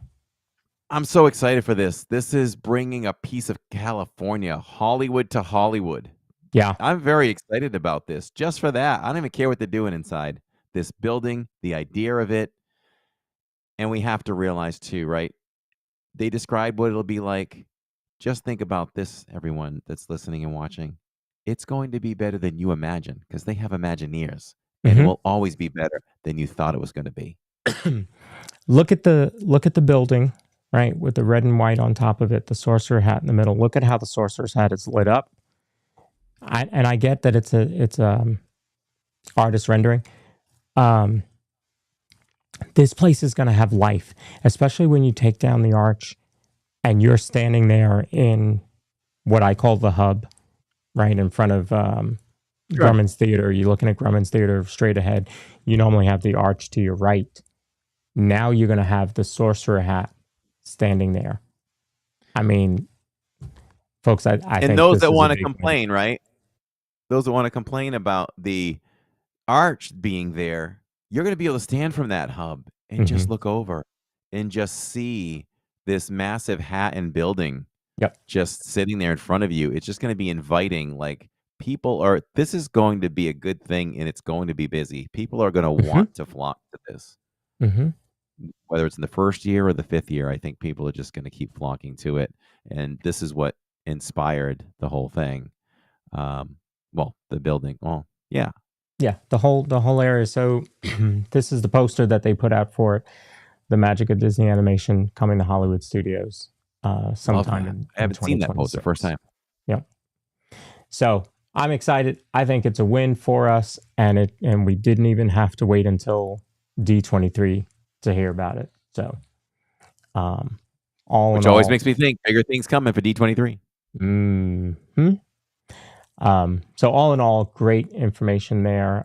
My trip was great. I want to say thank you to Catherine again for allowing me to, not only allowing me, but, saying, why don't you, I'm trying to get rid of us twice. I don't think you need two of us here. There we go. For allowing me to go and saying you should go to cover this, this big event. And I'm so glad that she did. And that I decided to go on Friday so that I could bring you that first parade, which was pretty cool to be at. And on top of all of that, I got to meet and hang out with so many new friends and friends that, have been friends for a little while, but never really hung out with, but like Goofy Guys in chat. And I hung out with him on Friday and Sunday, and Theme Park Giant and Fun to Be Free and Magic Adventures and Lily and Ken and Jen. We had that race. I put out the video. Yeah, that was great. And what, after the stream, we were out there on Main Street for a while. A while. We took some group photos. I'll show those on Thursday. I'll show the video tomorrow in the pre-show. But that was kind of fun. Catherine says, I was just trying to get a break from you. Yeah, no, I got that. Believe me, I got that. Because then after she said that you should go, she was like, do you think your mom will watch Finley? I was like, oh, okay, I got it. So she was out the weekend throwing axes, having all sorts of fun. So that was good. Candles on the tub, soaking in the bubbles. So that was good. But no, it was a great trip. I don't know if you want to highlight Sharon's latest, comment in the chat right down. So, there. folks, thanks. It's been a great show. Appreciate you being here. Yeah. We know. I'll tell you what. I'll jump to the ad. How about that? If you're looking for a home that offers the perfect blend of luxury, comfort, and convenience with Disney World in your backyard, Victor Naraki is a licensed realtor with Vision Home Real Estate LLC, and he is here to help you find the home of your dreams. With over 15 years of experience in the Disney area home market and a proven track record of success, Victor is the perfect partner to guide you through every step of the way of the home buying process. So why wait? Visit celebratingflorida.com today. Go to Victor's YouTube channel and subscribe at Victor Naraki to learn more about Victor's exclusive range of properties and schedule a viewing with Victor. Your dream home is just a click away. And now and then you can see us simulcasting Victor's wonderful home tours on Sunday afternoons. So join him here, join him there. Let him know we sent you. And Victor's a good guy, so support Victor. He was going to go out last Sunday. end stream, and he texted me to see if I was going to do the simulcast, and I was like, "Oh, I would, but I'm in the parks." And then about 5 minutes later, he texted me. He's like, "Never mind, I'm not going. It's too hot." It's too hot. I was like, I don't blame you one bit. I'm gonna highlight this comment because I think it's very important. And when he said it Sunday night, I said this felt the same way. Goofy Guy says Main Street after Sunday night. We were all standing there. Well, you guys had left, I think. But like Aaron, Eric, and Jason and I were there. Yeah, we would have Goofy stayed, Guy. but I had to get up at 6 a.m. So I'm still tired from 4 hours sleep. He said that it felt like Hollywood Studios the night of the Muppets when Muppets closed. It felt that way, but with hope. So there was an energy that night at Muppets, right? A lot of streaming. Muppets Courtyard had this crazy energy that it's never really had. But it was also somber because you were there to say goodbye. Well, getting a nighttime parade after 9 years, it really felt there is a true energy in this park at night. We've had some special nights in a short period of time.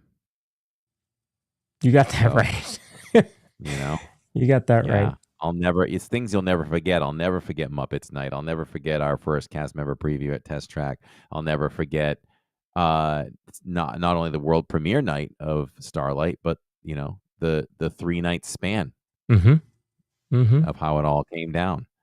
And when people ask, or they'll say, "Why it's going to be crazy? Why would you go that night?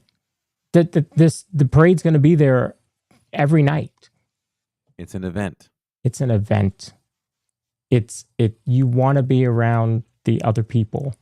Maybe not the ones with strollers that want to carry them over you, but you want to be around people that want to be there. If the cast members, oh my god, the energy of the cast members, and like Friday night, I could see them, the Imagineers, up on the train station watching as things went through. I mean, it's just, you want to be there. I was very happy to be there Sunday, and then also to get there to be there Friday and Saturday was just phenomenal. So this is a good week. Even I was walking up and down Main Street, you know, on Sunday night, just wanting to see who was there, you know, what channels, what streamers are there that I haven't seen in a while.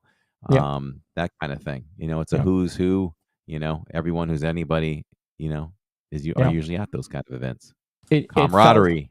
It felt that way for me because, especially with me, you know, kind of running the Disney Streamer Network, everybody that's in the network was coming up to me, you know, so I was bumping into my friends, and it felt like Main Street was our playground, and you're just running into your friends on the playground. So it was a lot of fun. I was glad that I got to be there. And that's how I feel anytime I'm out there. You know, it's definitely so different from when you just come on a vacation to be in your playground. Like, I'm so comfortable in the parks.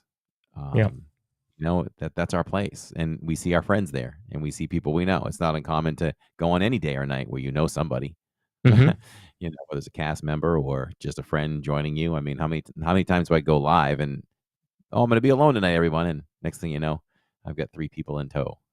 So, you never know. But I will say this: Universal Studios still seems different.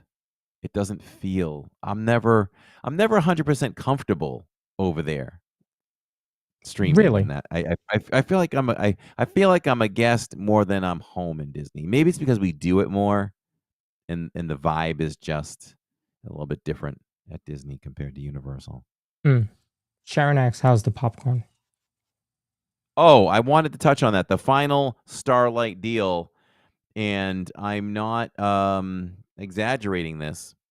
So I sat down last night and grabbed the popcorn, and Jacob was on the couch with me, and we cracked it open. It's one of my favorite popcorns of all time. Yeah, it is so good. It is so good. It's like blueberry cereal, and the white chocolate is the milk. So this is the thing. I thought I had a rule where, no, you can't put Skittles, something sweet like that. You can't put Skittles or a blue raspberry flavored popcorn with milk chocolate. Like that is that does not work. Mm-hmm. But the white is what you want to add to those sweeter type of candies and flavors. It's a perfect combo. I was gonna say, dude, Jacob and I could have eaten the whole thing. We ate half that thing already, and I had to make myself stop. Wow. It is that good, and I will be filling that up again when it's empty, which might even be maybe Saturday. I might be making it again on Saturday because it might be gone by Saturday. Wow. Popcorn. Oh, excuse me. Yeah, so it's so good. And someone behind us in line before they ordered it said this is either going to be really bad or it's going to be decent. Mm-hmm. And it was really good. I was pleasantly surprised. Now, don't get me wrong, milk chocolate's my favorite thing, so that one could never be my absolute favorite, but it's my favorite non-milk chocolate one for sure. It might encourage me to try other things that they come out with now that is non-chocolate because I usually shun those. And white chocolate is not really chocolate anyway. Since we're talking about the popcorn, I'll mention one last thing. And I mentioned it on stream. They're going to have to redo that area because that popcorn is becoming way too popular for that little space that they're giving it.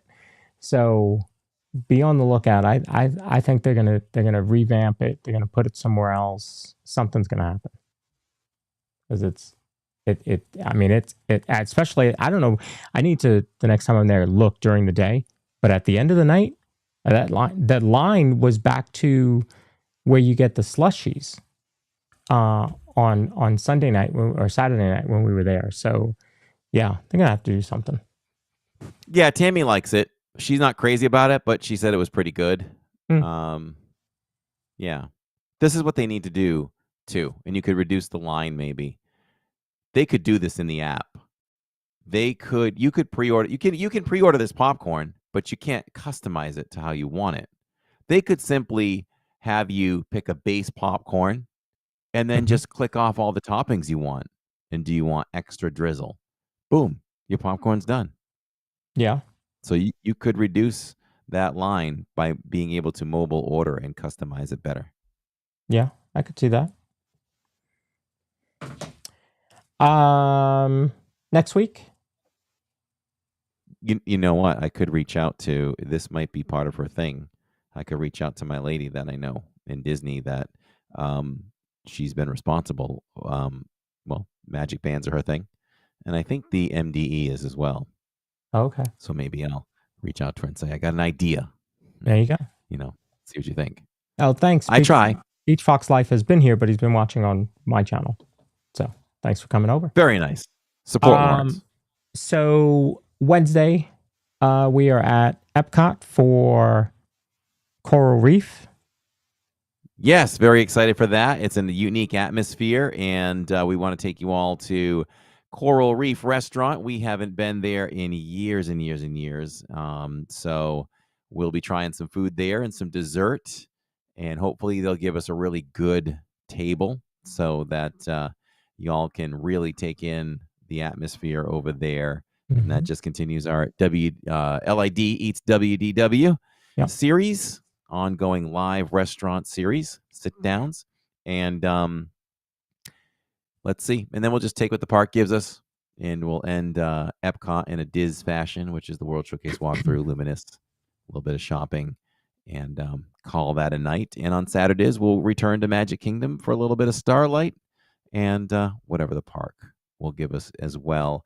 And I will say that Cosmic Rays has upped their game. Disney's listening again. Can't believe it, but this is a pretty good spread that's starting to roll out over at Cosmic Rays.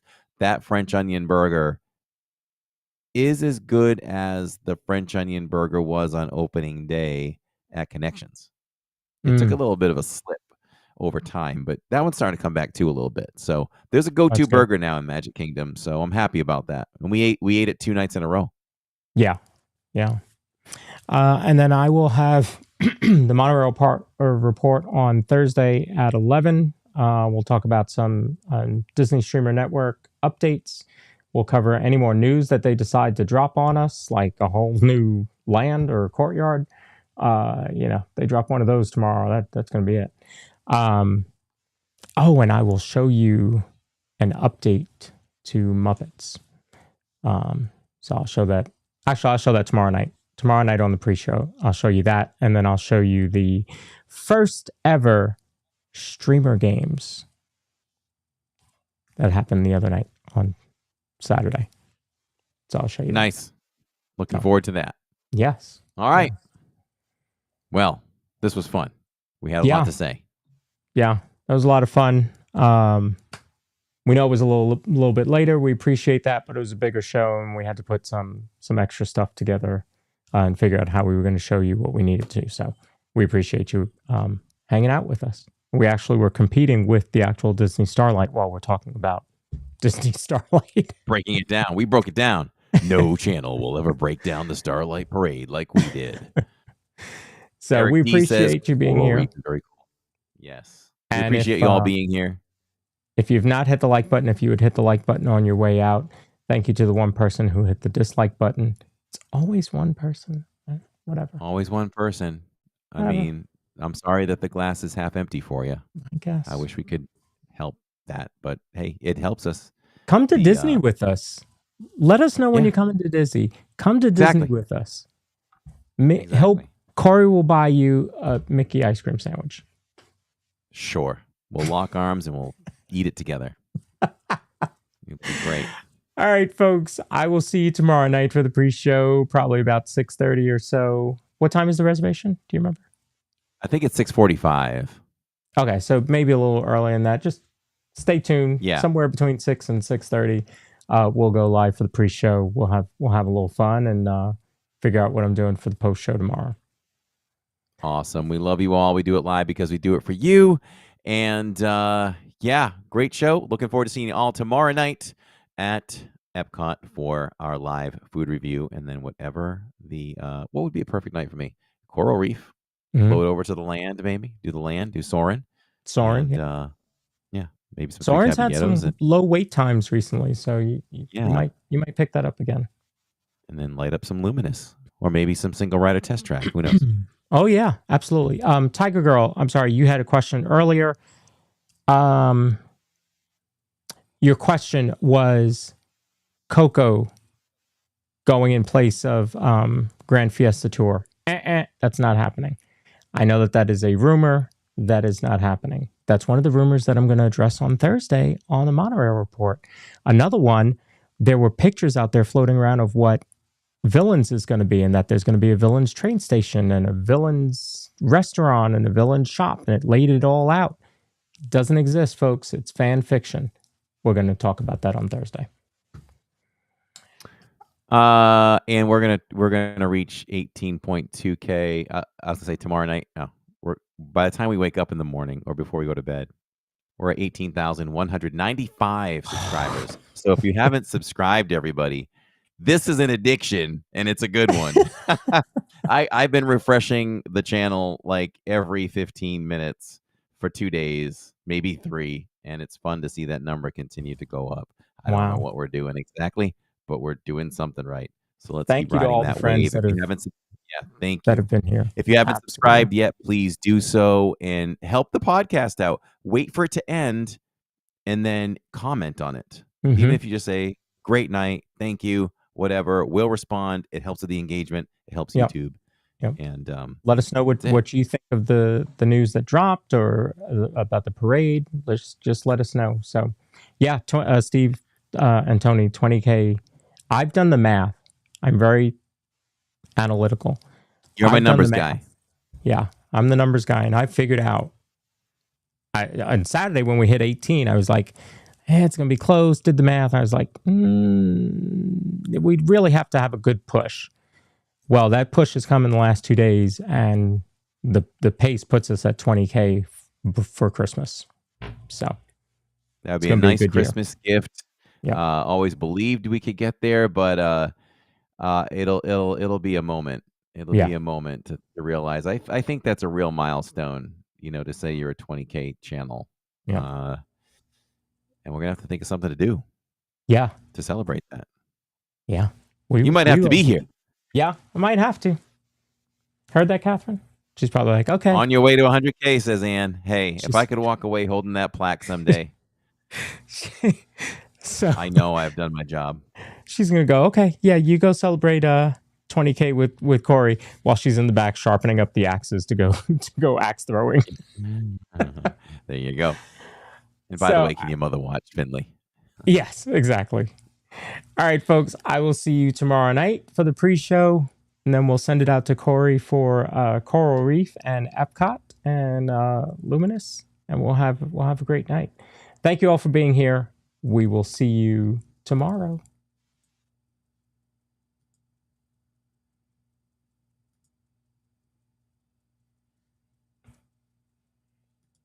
Maybe. It's coming. No, I said, you're still alive. I'll say, until then, we're just a couple bros talking Disney. I don't think it's going to end, so I'm going to end it manually. All right. We're ending. Wait, let me see. What is happening? This is just, it's one of those days. All right. I'm going to end it manually. There's no finish. I'll make up a whole new finish for you next week. Good night, everybody. Sounds great. Good night, everyone.